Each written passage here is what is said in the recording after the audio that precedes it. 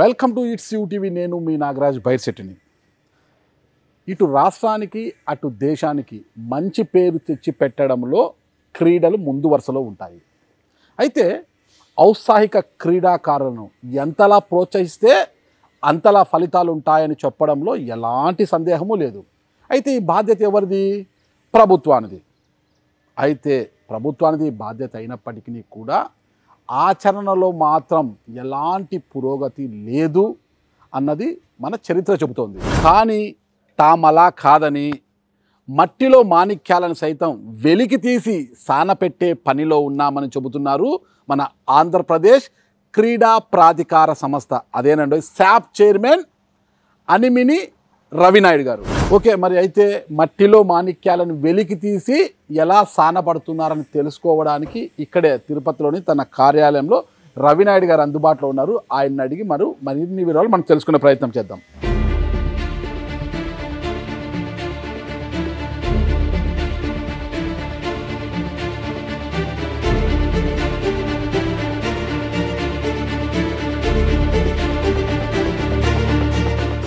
మన ఆంధ్రప్రదేశ్ క్రీడా ప్రాధికార సంస్థ, అదే శాప్ చైర్మన్, టీడీపీ యువజన విభాగం రాష్ట్ర ప్రధాన కార్యదర్శి, అనంతపురం పార్లమెంటు 3-man కమిటీ సభ్యుల్లో ఒకరైన అనిమిని రవినాయుడు గారు మన ముందు ఉన్నారు. మొదటి ప్రశ్ననే అడిగేద్దాం. ఇక ఆయన ఇంటర్వ్యూ చూసిన తర్వాత మీ కామెంట్స్ని నాకు తెలియజేయండి.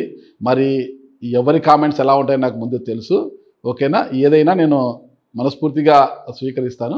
అయితే ఇక రవినాయుడు నేను ప్రశ్న అడిగేస్తాను. నమస్తే రవినాయుడు గారు. నమస్తే అన్న. మొదటగా ఎక్కడో ఎస్వి యూనివర్సిటీలో విద్యార్థి విభాగంలో ఒక నాయకుడుగా ఉన్న రవినాయుడు ఈరోజు ఉన్నట్లుండి ఒక తారాజువల అలా ఎగిసిబడి శాప్ చైర్మన్, అది కూడా అత్యంత ప్రతిష్టాత్మకమైన ఆంధ్రప్రదేశ్ క్రీడా ప్రాధికార సంస్థ అంటే చాలా ముఖ్యం ఈరోజు. అంటే క్రీడలు అంటే రాష్ట్రానికి కానీ దేశానికి కానీ మంచి పేరు తీసుకురావాలంటే క్రీడలు ముందు వరుసలోనే ఉంటాయన్నమాట. క్రీడలతోనే మన దేశానికి చాలా మంచి పేరు వస్తుంటుందన్నమాట. అలాంటి క్రీడలను పెంపొందించే శాఖకు చైర్మన్గా ఎంపికయ్యారు మీరు. ఎలా ఉంది ఆ ఫీలింగ్ అసలుకి? ఒకటి, నేను మొదటి నుంచి 2005లో విద్యార్థి నాయకుడిగా నా ప్రస్థానం మొదలైంది. నాకు చంద్రబాబు నాయుడు గారి ఇన్స్పిరేషను. ఎందుకంటే మా ఊరు ఇక్కడే కాబట్టి నాకు ఊహ తెలిసినప్పటి నుంచి చంద్రబాబు నాయుడు గారిని నేను ఆయన గురించి వింటూ, మా తాత కావచ్చు, మా నాన్న కావచ్చు, మా అందరూ కూడా, మా ఊరు అంతా కూడా ఆయన అభిమానులు, ఫాలోవర్స్, బంధువులు అట్లా ఉండేవాళ్ళు. అదేవిధంగా ఇర్రెస్పెక్ట్ ఆఫ్ క్యాస్ట్ చంద్రబాబు నాయుడు గారి గురించి గొప్పగా చెప్తుంటే ఆయన ఆలోచనతో నేను విద్యార్థి నాయకుడు అవ్వాలి, మంచి చేయాలి, ఇది చేయొచ్చు అనే ఆలోచనతో వచ్చినాం. విద్యార్థి నాయకుడిగా ప్రస్థానం ఉన్నాక యువజన విభాగంలో పార్లమెంట్ అధ్యక్షుడు చేశా, రాష్ట్ర ప్రధాన కార్యదర్శి చేశాం. లోకేష్ గారి పాదయాత్రలో ఆయన వెంట రాముడు వెంట హనుమంతుల్లాగా ఆయనకి రక్షణ కవచంగా ఎటువంటి త్యాగాలకైనా సిద్ధపడే ఆయనతో కూడా నడవడం జరిగింది. తదనంతరం నేను కూడా ఊహించలేదు శాప్ చైర్మన్ ఇస్తారని. ఒక గురుతరమైన బాధ్యత అప్పగించారు. ఎందుకంటే మీరు అన్నిటి 100% నిజం. ఇది ఒక ఎమోషన్. స్పోర్ట్స్ అంటేనే ఒక ఎమోషన్. ఇది గౌరవం, జాతి గౌరవం. మన క్రీడాకారులు ఈరోజు మన క్రికెట్ కావచ్చు, లేకపోతే ఇంకేదైనా ఏ డిసిప్లైన్ చూసినా దాదాపు 58 డిసిప్లైన్స్లో ఏ డిసిప్లైన్లో మనం మెడల్ వచ్చినా అది మన గౌరవంగా, మన ఇంటి గౌరవంగా భావిస్తాం. ఒక క్రీడాకారులకి మెడల్ వస్తే ఆ క్రీడాకారుకి చెందదు, అది రాష్ట్రానికి, దేశానికి, జాతికి చెందుతుంది. అంత గురుతులమైన బాధ్యత చంద్రబాబు నాయుడు గారు, ముఖ్యంగా లోకేష్ గారు నాకు అప్పగించడం అనేది నేను మరొకసారి యూటీవీ ద్వారా నేను వాళ్ళకి కృతజ్ఞతలు చెప్పుకోవడం తప్ప ఇంకోటి లేదు. కానీ ఆ సీట్ అయితే నాకు ఊరికే అయితే రాలా. డబ్బులు ఇచ్చారా? కష్టపడ్డారా? మామూలు కాదు. ఉంటామా, ఊరికే రాలేదు, డబ్బులు ఇచ్చారా? ఉంటామా ఓడతామా కూడా తెలియదు. ఎందుకంటే మీరే అనేక సందర్భాల్లో మీరు కూడా చూసే ఉంటారు. గత 5 సంవత్సరాల్లో పడినంత నరకయాతన. నేను రాజశేఖర రెడ్డి గారు ముఖ్యమంత్రిగా ఉన్నప్పుడు కూడా విద్యార్థి నాయకుడు అనేక పోరాటాలు చేశాం. వాళ్ళ మేనల మీద పోరాటం చేశాం. క్రిస్టఫర్ అని ఒక ఆయన ఉండేవాడు ఇక్కడ ఆర్ట్స్ కాలేజ్లో. ఆయన నేను తరిమి కొట్టాం. రాజశేఖర్ కొట్టారు. సిలిండర్ దొంగతనం లేండి, ఆయన సిలిండర్ దొంగ అంటారు మామూలుగా. సిలిండర్లు ఆయన కొట్టడం ఏంటి? రౌడీలా మీరు? అంతేం కదా, రౌడీలే కదా. ఉద్యమాలు చేయనప్పుడు పారిపోవాల్సిన పరిస్థితి. ఇప్పుడు ఈరోజు మొన్న అతన్ని మీరు విద్యార్థి నాయకుడు, ఓకేనా, ఎస్వి యూనివర్సిటీ విద్యార్థి నాయకుడు, ఆయన ఏదో సిలిండర్లు అమ్ముకుంటాడు. ఆయన తరిమి కొట్టడం ఎందుకు? తరిమి కొట్టాల్సింది దొంగని ఏం చేస్తారు సార్? దొంగను ఏం చేస్తాను? మన ఇంట్లో దొంగతనానికి వస్తే మనం తరుగుతాము. అది కూడా ఇప్పుడు కళాశాలలో నేను ఒక విద్యార్థి నాయకుడిగా అక్కడ ఉన్నప్పుడు అది మా హక్కును హరిస్తున్న వ్యక్తిని తరిమికొట్టకి ఏం చేయాలి? ఆయన మళ్ళీ నాకు అర్థం కాదు. ఇక్కడే మీరు క్లియర్గా చెప్పి మళ్ళీ ముందుకు పోండి. సిలిండర్లు వ్యాపారం చేసి ఆయన మీ హక్కుల్ని యూనివర్సిటీలో ఉంటే మీ హక్కుల్ని ఏమరించాడు సార్? సిలిండర్ల వ్యాపారం ఆయన ఇంట్లో వ్యాపారం చేసుకోవాలా, లేకపోతే ప్రైవేట్ వ్యాపారం చేయాలా? హాస్టల్కి విద్యార్థులకు వండాల్సిన ఏదైతే సిలిండర్లు ఉన్నాయో కొండల్ని, వాటిని ప్రైవేట్గా అమ్ముతా ఉంటే వాటిని రెడ్ హ్యాండెడ్గా పట్టుకున్నాం. Okay okay. సిలిండర్లో దొంగ అంటే యూనివర్సిటీలో సిలిండర్లు తీసుకుని బయట అమ్ముకుంటున్నాడు. ఆర్ట్స్ కళాశాల ఆయన ఏం చేసేవాడు అప్పుడు అక్కడ? Hostel warden. హాస్టల్ వార్డెన్ అయినా ఇంకో దరిద్రం ఇంకో చెప్పాలి సార్. సిలిండర్లు దొంగతనం చేసామని మేము ధర్నా చేసి ఇక్కడి నుంచి పంపిస్తే ఆయన హైయర్ ఎడ్యుకేషన్ సెక్రటరీ ఇచ్చారు. ఇంకా అటుంటుంది రాజశేఖర రెడ్డి గారి పాలనలో. సరే వాళ్ళ బంధువు కాబట్టి ఇచ్చారు. రాజశేఖర రెడ్డి గారిని కూడా ఒకసారి ఏదో ల్యాండ్ విషయంలో అడ్డుకున్నారు కదా పెద్ద ఎత్తున. సార్ ఎస్వి యూనివర్సిటీకి సంబంధించిన ఏదైతే ల్యాండ్ ఉందో ఆ ల్యాండ్కి సంబంధించి ఇప్పుడు యూనివర్సిటీ అనేది రాష్ట్రంలోనే చాలా పెద్ద యూనివర్సిటీ. మాకు అక్కడ ఉన్న విద్యార్థులకే ల్యాండ్ సరిపోనప్పుడు ఉన్న ల్యాండ్నే ఇంకొక యూనివర్సిటీకి ల్యాండ్ అలాట్మెంట్ చేయాలని, అది కూడా సగం అలాట్మెంట్ చేయాలనో ఆలోచన అప్పుడు రాజశేఖర రెడ్డి గారికి వచ్చినప్పుడు విద్యార్థి నాయకుడిగా ఐక్య కూటమిగా ఏర్పడి అన్ని విద్యా సంఘాలు ఎస్సీ ఎస్టీ బీసీ అన్ని సంఘాలను ఒకటి తీసుకొని వచ్చి రాజశేఖర రెడ్డి గారు ఇది తగదు, యూనివర్సిటీకి అన్యాయం చేయొద్దండి, ఎక్కడ ఇది ఎస్వి యూనివర్సిటీ, వేరే యూనివర్సిటీకి ఈ ల్యాండ్ ఇవ్వడం ఎందుకు, వేరే చోట ఇవ్వండి, అది కుదరదని చెప్పి పోరాటం చేశాం. దేనికి ఇవ్వాలనుకున్నారు ఆయన ల్యాండ్? వేదిక యూనివర్సిటీకి ఇవ్వాలనుకున్నారు.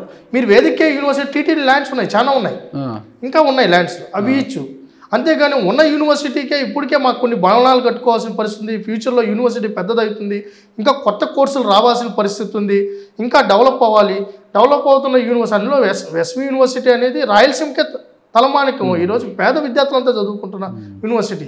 భవిష్యత్తు అవసరాల దృష్ట్యా ఈ ల్యాండ్ వాళ్ళకి ఇచ్చేస్తే రేపు భవిష్యత్తు అవసరాలు ఎలా తీర్చుకోగలుగుతాం, మేము ఎక్కడికి పోగలుగుతామని చెప్పి ఆ రోజు మంచిదే కదా. వేదశాస్త్రాన్ని అభ్యసించడానికి అక్కడ ఎంతోమంది పండితులు తయారవుతారు. అసలుకి మన భారతదేశ హిందూ ధర్మ ప్రచారాన్ని చాటి చెప్పడానికి కూడా ఒక మంచి వేదిక కదా అది. 1000% దాంట్లో మేము తప్పు అది ఉండాలి.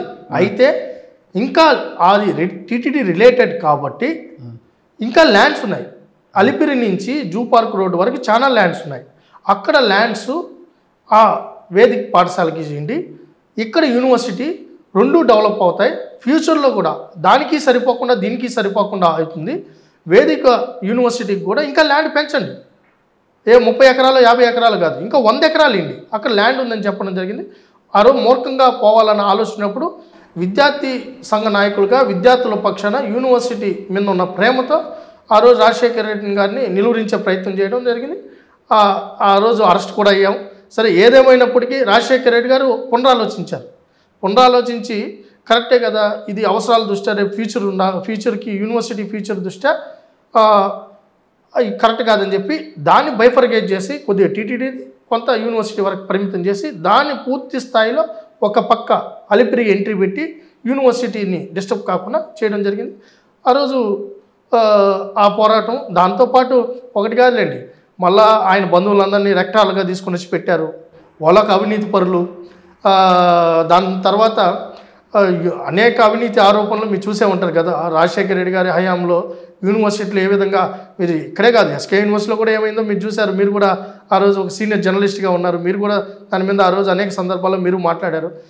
మేము విద్యార్థి నాయకులుగా విద్యార్థుల పక్షాన ఆ రోజు పోరాటాన్ని రాజశేఖర రెడ్డి గారైనా లేకపోతే ఆ ప్లేస్లో ఎవరున్నా మేము అదే పోరాటం ఉంటుంది. అంటే ఎవరు అధికారంలో ఉన్నా కూడా ఇలాంటివి సర్వసాధారణంగా జరుగుతూనే ఉంటాయి. ఇదేం కొత్త కాదు కదా. ఎవరు అధికారంలో ఉన్నాకంటే ఒక బాధ్యతాయుతంగా ప్రవర్తించిన అధికారంలో అంటే ముఖ్యమంత్రి గారు ఒక ఆలోచనతో ఒక అధికారిని పెడతారు. అది ఏ ప్రభుత్వం అయినా, మా ప్రభుత్వం అయినా ఇంకోటి. కానీ బాధ్యతాయుతంగా ప్రవర్తించినప్పుడు విద్యార్థి సంఘాలుగా విద్యార్థి నాయకులుగా ఈరోజు మొదలైంది కాదు. చంద్రబాబు నాయుడు గారు విద్యార్థి సంఘ నాయకులే, రాజశేఖర రెడ్డి గారు విద్యార్థి నాయకుడుగానే ఆయన కూడా పోరాటం చేసిన వ్యక్తే. లేకపోతే ఈరోజు చాలామంది ఈరోజు ఢిల్లీలో నుంచి గల్లీ వరకు చాలామంది విద్యార్థి వెంకయ్య నాయుడు గారి నుంచి విద్యార్థి సంఘాలుగా ఆ రోజు విద్యార్థుల పక్షానే కాదు సమాజ హితం కోసం రాజకీయాల్లో విద్యార్థి నాయకులు అంటే ఏదో యూనివర్సిటీకో కాలేజీకో మెస్ ఫీజుల కోసమో లేకపోతే టమోటాల కోసమో టమోటా కులిపోయిందని పోరాటం చేసేదే కాదు. సమాజ హితం కోసం పోరాటం చేసే నాయకులు కూడా ఉన్నారు. ఆ నాయకుల్లో నేను ఒకరిగా నేను భావిస్తున్నాను. ఎందుకంటే ఒక్కదానికే నేను పరిమితం కాల, అనేక కరప్షన్ల మీద పోరాటం చేశాం. అన్నా హజారే గారు పోరాటం చేశాం, ఆయనకు మద్దతుగా యూనివర్సిటీలో పోరాటం చేశాం. రాష్ట్రం విడిపోతే రాష్ట్రం విభజన జరగకూడదని 18 రోజులు నిరాహార దీక్ష చేయడంతో పాటు అనేక పోరాటాలు చేసాం. ఆ రోజు కేసులు అయినాయి. ఢిల్లీకి వెళ్ళాం, ఢిల్లీలో ధర్నా చేసాం.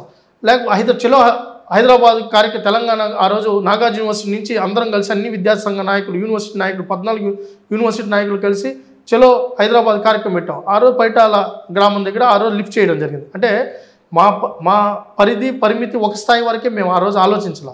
రాష్ట్ర భవిష్యత్తు కోసం, రాష్ట్రం కోసం, పేదవారి కోసం, ముఖ్యంగా అణగారిన వర్గాల కోసం ఆ రోజు విద్యార్థి నాయకుడిగానే పోరాటం చేస్తున్నాం. ఎప్పుడు అలానే మా ఆలోచన ఉంటాయి. ఢిల్లీలో చిదంబరం ఇంటిని ముట్టడించగలుగుతుంటే సమైక్యాంధ్ర ఉద్యమంలో ఢిల్లీలో చిదంబరం గారు ఇంటిని ముట్టడించగలుగుతున్నప్పుడు కూడా మిమ్మల్ని అరెస్ట్ చేశారు కదా? ఇంటి ముట్టడి నార్త్ బ్లాక్ కాడ ఆయన ఛాంబర్ ఉంటుంది, హోమ్స్ డిపార్ట్మెంటు, హోంశాఖ డిపార్ట్మెంట్. ఆయన అప్పుడు హోంశాఖ మినిస్టర్గా చిదంబరం గారు ఉన్నప్పుడు ఆయన ఆ రోజు మా బాధ ఏంటంటే పక్కనున్న తమిళనాడు వాళ్ళు విభజన వాళ్ళు కోరుకుంటున్నారు, వాళ్ళ జోలికి పోవడంలా. కర్ణాటక కోరుతుంది, కర్ణాటక జోలికి పోవడంలా. ఇంకా వేరే వేరే రాష్ట్రాలు అడుగుతున్నాయి. వాళ్ళ జోలికి పోకుండా తెలుగు వాళ్ళని చీల్చేయడం ఏంటి మాకు బాధేసింది. అంటే దక్షిణాదిలో వాళ్ళే పెద్ద రాష్ట్రంగా ఉండాలి, పెద్ద అసెంబ్లీగా ఉండాలనేది వాళ్ళ కోరిక కదా.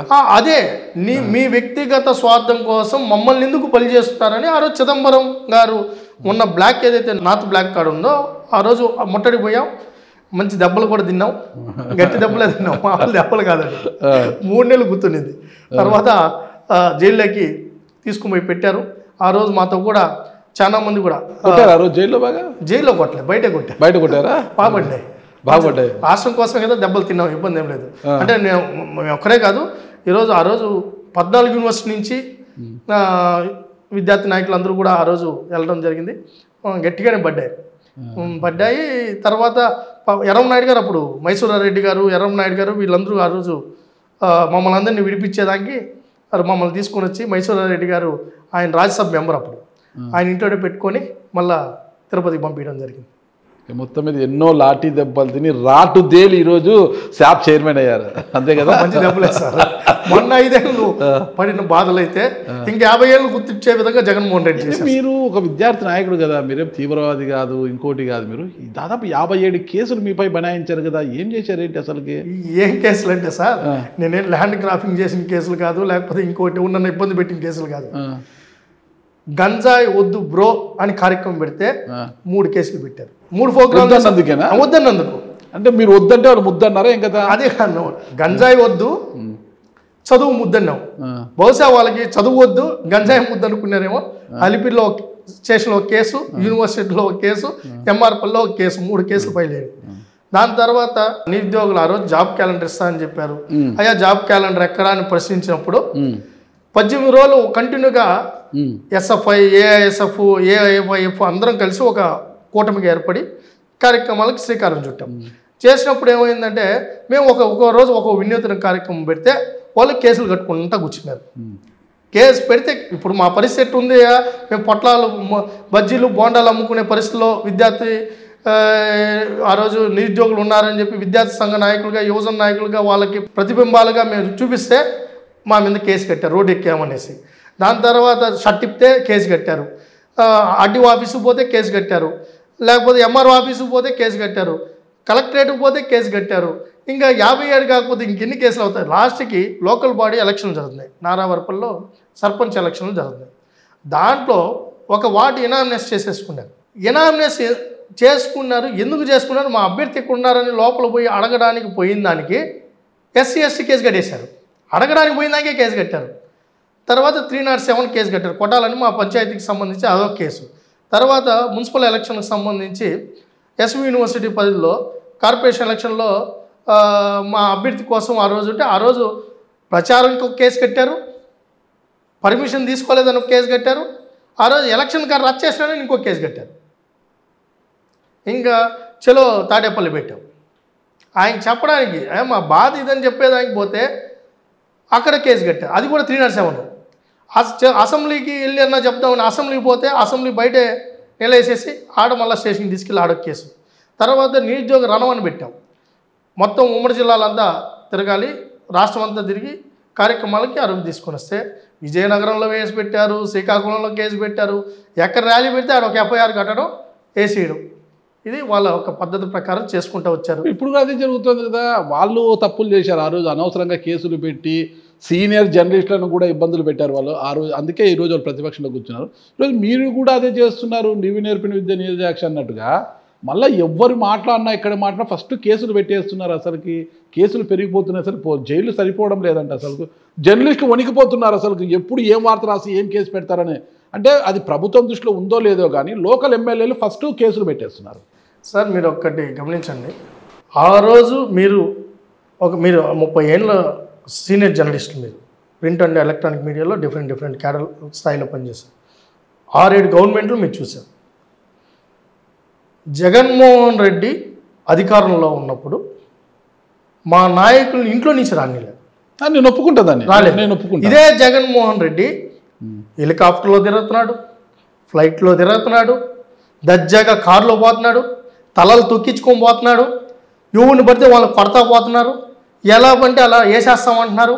ఒకడేమో రఫా అంటున్నాడు, ఒకడిని తలలు తీసేస్తామంటున్నారు, తప్పేముందని ఆయనే అంటున్నాడు.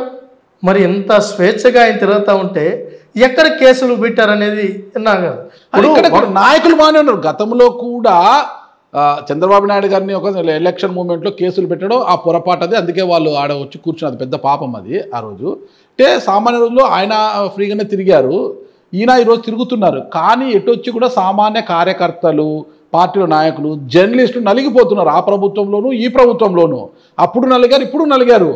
జర్నలిస్ట్ అనేవాడు ఏదైనా పొరపాటున సోషల్ మీడియాలో ఒక రివ్యూ పెట్టినా, ఒక పేపర్లో ఏదైనా రాసినా వెంటనే ఎమ్మెల్యేలు అక్కడున్న పోలీసుల మీద, సిఐల మీద, డిఎస్పీ మీద ఒత్తిడి తెచ్చేసి ఫస్ట్ వారిని పిలిపించి స్టేషన్ పిలిపండి, వార్నింగ్లు ఇవ్వండి. సార్ అది ఇవి జరుగుతున్నాయి తరచు. ఎందుకు ఎంత దుర్మార్గము? మా ఉద్దేశం కేసులు పెట్టడం కాదు, మేము దానికి వ్యతిరేకం. ఈరోజు మేము అధికారంలోకి వచ్చిన 2వ నెలలోనే విద్యాసంఘ నాయకులు రిప్రజెంటేషన్లు ఇస్తున్నారు, చెప్తున్నారు, చెలో కలెక్టరేట్ అన్నారు, ఈరోజు ప్రోగ్రాములు చేసుకుంటున్నారు. వైఎస్ఆర్సీపీ నేతలు స్వేచ్ఛగా ఎక్కడ కావాలంటే అక్కడ నిరసన వ్యక్తం చేస్తున్నారు. ఎక్కడైనా కూడా నిరసనల మీద ఎఫ్ఐఆర్ కట్టినట్టు చూపించారు ఎక్కడైనా. లేకపోతే మా విద్యాసంఘ నాయకులు ఉన్నారు, మేము వాళ్ళతో రెగ్యులర్గానే ఉన్నాం. ఒక పక్క వాళ్ళకి కూడా కమ్యూనికేట్ చేస్తున్నాం. వాళ్ళకి కొన్ని తెలిసి కొన్ని తెలియకున్నాం. ఇప్పుడు నేను కూడా ఆరో ప్రతిపక్షంలో ఉన్నప్పుడు కొన్ని తెలియచ్చు, కొన్ని తెలియకపోవచ్చు. మా ఆలోచన వేరే విధంగా ఉన్నప్పుడు. అయితే దాన్ని ప్రభుత్వం తరపున విద్యార్థి యువజన నాయకులుగా మా బాధ్యత ఏంటంటే ప్రభుత్వం తీసుకుంటున్న నిర్ణయాలు ఏవైతే ఉన్నాయో, లాంగ్ టర్మ్ విజన్తో తీసుకుంటున్న నిర్ణయాలు, లేకపోతే అప్పటికప్పుడు తీసుకుంటున్న నిర్ణయాలు ఏదైనా వాళ్ళకి అర్థమయ్యే రూపంలో వాళ్ళకి చెప్తున్నాం. అయితే ఖచ్చితంగా ప్రజాస్వామ్యంలో మేము చేస్తున్న తప్పుల్ని సరిదిద్దే ప్రయత్నం చేస్తున్న ఏ సంఘాన్నైనా మేము గౌరవంగానే చూస్తాం. అది ప్రజాస్వామ్యంలో అది జరగాలి. అంటే పార్టీ అధిష్టానము ఒకసారి చూస్తుంది మీరు చెప్పినట్టుగా మనం ఒకసారి పరిశీలిద్దాం, ఓకేనా? పార్టీ అధిష్టానం ఒకలా పోతుంటే ఊరందరిది ఒక దారితో ఉలిపిరి కట్టేది మరో దారి అంటారు కదా, అట్లా పార్టీ అధిష్టానం ఒక లైన్లో పోతుంటే కింద స్థాయిలో ఎమ్మెల్యేలు ఇంకో లైన్లో పోతున్నారు కదా. అసలుకి అడ్డు అదుపు లేకోకుండా మొత్తం కూడా విచ్చలవిడి తత్వం అయిపోయింది కదా నియోజకవర్గాల ఎమ్మెల్యేల పరిస్థితి. నిన్నటి రోజు తీసుకుంటే మీరు ఈరోజు లిక్కర్ కేసులని అయిన వాళ్ళంతా అరెస్ట్ చేస్తూ పోతున్నారు. ఏమి వీళ్ళని కాదు వాళ్ళని కాదు మొత్తం అయితే జైలు వేసేసారు. మొత్తం ఒకరు బెయిల్ మీద బయటకు వస్తున్నారు. ఆ లిక్కర్ కేసులు ఎంతవరకు ఆధారాలు ఉన్నాయో అది ఎవరికి తెలియని విషయము. సరే, అదంతా ప్రభుత్వం చూసుకుంటుంది. కానీ మీ ప్రభుత్వంలోనే అసలు తంబలపల్లి ములకల్చర్లు పాత జాతీయ రహదారికి కూత పెడతారు. ఇటు నుంచి రోడ్డు మీద పెడితే అక్కడ కనిపిస్తుంది ఆ గోడ. అంత పెద్ద ఎత్తున కోట్ల రూపాయలు విలువ చేసే మద్యాన్ని, లిక్కర్ని, అక్రమ మద్యాన్ని తయారు చేస్తూ వాళ్ళ బ్రాండీ షాపులకే పెట్టుకుని అమ్ముకుంటూ అంత పెద్ద ఎత్తున లిక్కర్ దందా చేస్తుంటే ప్రభుత్వానికి తెలియదంటారు. ఇదంతా కూడా మీరు ఒక మాట వెనక్కి తీసుకోవాలి. విషయం ఏంటంటే చేశారో చేయలేదో అనేది కాదు, 100% 30,000 మంది చావు కారణమైన వీళ్ళేమి స్వాతంత్ర సమరయోధులు కాదు. ఎవరంటే లేకపోతే ఒక సామాన్య వైసీపీ కార్యకర్తలు మేము జైల్లో తీసుకెళ్ళి ఆడ పెట్టడంలా. ఇది వ్యక్తిగత కక్షతో చేసే కార్యక్రమం కాదు. మేము ఎప్పుడు మా నాయకుడైనా మేమైనా ఒకే మాట, మాకెక్కడ వ్యక్తిగత కక్షలు లేవు. ఎవరి మీద, మిథున్ రెడ్డి గారి మీద లేదు, చెవిరెడ్డి గారి మీద లేదు, లేకపోతే ఇంకోరి మీద మాకేం లేదు. వాళ్ళు ఎవరైతే అడ్డగోలుగా ప్రజల ఆరోగ్యాన్ని పణంగా పెట్టి ఈ లిక్కర్ దందా ఏదైతే చేశారో 30,000 మంది చావుకు కారణమయ్యారో, 3,500 కోట్లు దోచుకున్నారో వాళ్ళని తీసుకొని పోయి ఆధారాలతో కూడా కోర్టు ఊరికే ఏం లోపల వేసేయమందు, ఆధారాలు చూపిస్తేనే కోర్టు కస్టడీకి తీసుకోమంది. ఇప్పుడు 4 సార్లు కస్టడీ ఈ మాటకి కట్టుబడి ఉండాలి, ఆధారాలు చూపిస్తేనే కోర్టు కస్టడీకి ఇస్తుంది. ఒకటి. ఇంకోటి మీరు మళ్ళీ దానికి ఇంకోటి లింక్ పెట్టచ్చు. ఆ రోజు ఉన్న పరిస్థితి కూడా మీకు ఏంటో తెలుసు. ఆ రోజు దానికి అర్హత లేకపోయినా కేవలం ఏం జరిగిందనేది మీకు తెలుసు. ఆమె ఎలా వచ్చింది, ఆ పోస్ట్లోకి ఎక్కడ ఉండింది, అంతకుముందు ఎక్కడ ఉండింది, అక్కడికి ఎట్లా వచ్చిందో అది అందరికి తెలుసు. పేపరే లేకుండా ఏమీ లేకుండానే అరెస్ట్ చేశారు గతంలో. మళ్ళీ మీరు తీసుకొని వచ్చి అంటే ఆ జైలు పోయిన వాళ్ళు అందరూ దొంగ అంటే గాంధీ గారిని లేకపోతే నెహ్రూ గారినో సుభాష్ చంద్రబోస్ని కూడా వాళ్ళు దొంగలని చూపించే తత్వం వైఎస్ఆర్సీపీ. మాది అట్ట కాదు. పోరాటానికి దోపిడీకి తేడా ఉంది. వీళ్ళు దోపిడీదారులు, మేము ప్రజాపక్షాన పోరాటం చేసిన మా నాయకుడు. ఇక్కడ ఇంకోటి, ఈరోజు వాళ్ళు అంటున్నారు ఏం చేయలేదు. మేము ఆ రోజు ఇదే కరోనా టైంలో చెవిరెడ్డి భాస్కర్ రెడ్డి ఆ రోజు మొత్తం ప్రతి ఇంటికి శానిటైజర్ బాటిల్స్ ఎక్కడి నుంచి వచ్చింది? అది ఏదైతే స్పిరిట్ ఉందో ప్రతి ఇంటికి 2 బాటిళ్ళు, మళ్ళా 2 బాటిళ్ళు స్పిరిట్ ఎక్కడ దొరికింది? అంత స్పిరిట్ వీళ్ళ చేతికి ఎందుకు వచ్చింది? మిథున్ రెడ్డి గారు ఎందుకు హవాలా చేశారు? ఎక్కడి నుంచి డబ్బు వచ్చి అన్నీ చూపించిన తర్వాతే ఆధారాలతో కూడా ఎవరిది ఎక్కడెక్కడ జరిగిందో దాన్ని చేశారు. ఒకటి. రెండోది ఇప్పుడు మీరు చెప్పారు ఏది జయచంద్రారెడ్డి ప్లస్ తెలుగుదేశం పార్టీ అన్నారు. అతను మూలాలు ఎక్కడ ఉన్నాయో మీరు మర్చిపోతున్నారు. దాని మూలాలన్నీ వైసీపీ నాయకుల చేతుల్లోనే ఉన్నాయి. మళ్ళా వైసీపీ మూలాలు ఈరోజు అది మొదలుపెట్టింది కాదు. ఈరోజు మేము సస్పెండ్ చేసాం, తెలిసిన వెంటనే సస్పెండ్ చేస్తే ఈరోజు మిథున్ రెడ్డిని సస్పెండ్ చేశారా? భాస్కర్ రెడ్డిని సస్పెండ్ చేశారా? చాలా బాగా మాట్లాడుతున్నారు మీరు, చాలా చక్కగా మాట్లాడు. నేను వచ్చేసి వాళ్ళంతా వైసీపీలు ఇప్పుడు అరెస్ట్ అయిన వాళ్ళంతా కూడా సత్య హరిశ్చంద్రులు, సచ్చీలురు, ఏ పాపం తెలియని నాయకులు నేను చెప్పడం లేదు. వాళ్ళ పాపం ఏదో ప్రభుత్వం చూసుకుంటుంది. ఎంతవరకు ఆధారాలు ఉన్నాయో నాకైతే తెలీదు. ప్రభుత్వం దృష్టిలో ఉన్నాయి. ఆ సిట్ అధికారులు ఆధారాలు సేకరించి, నేను దానికి తప్పు పట్టట్లేదు. అరెస్ట్ అయ్యారు, జైల్లో ఉన్నారు, ఒక్కొక్కరు బెయిల్ మీద బయటకు వస్తున్నారు. కానీ ఏం దొరికాయో నాకైతే తెలీదు. ఈరోజు ప్రజలందరూ చూసిన కళ్ళెదుటగానే కల్తీ మద్యం తయారు చేస్తున్న ఒక పెద్ద గోడవను మిషనరీస్ బయటపడ్డాయి. రాష్ట్రం అంతా కూడా హవ్వా అనుకునే పరిస్థితి. ఏంటి పరిస్థితి, ఇంత దారుణమా అనేసి.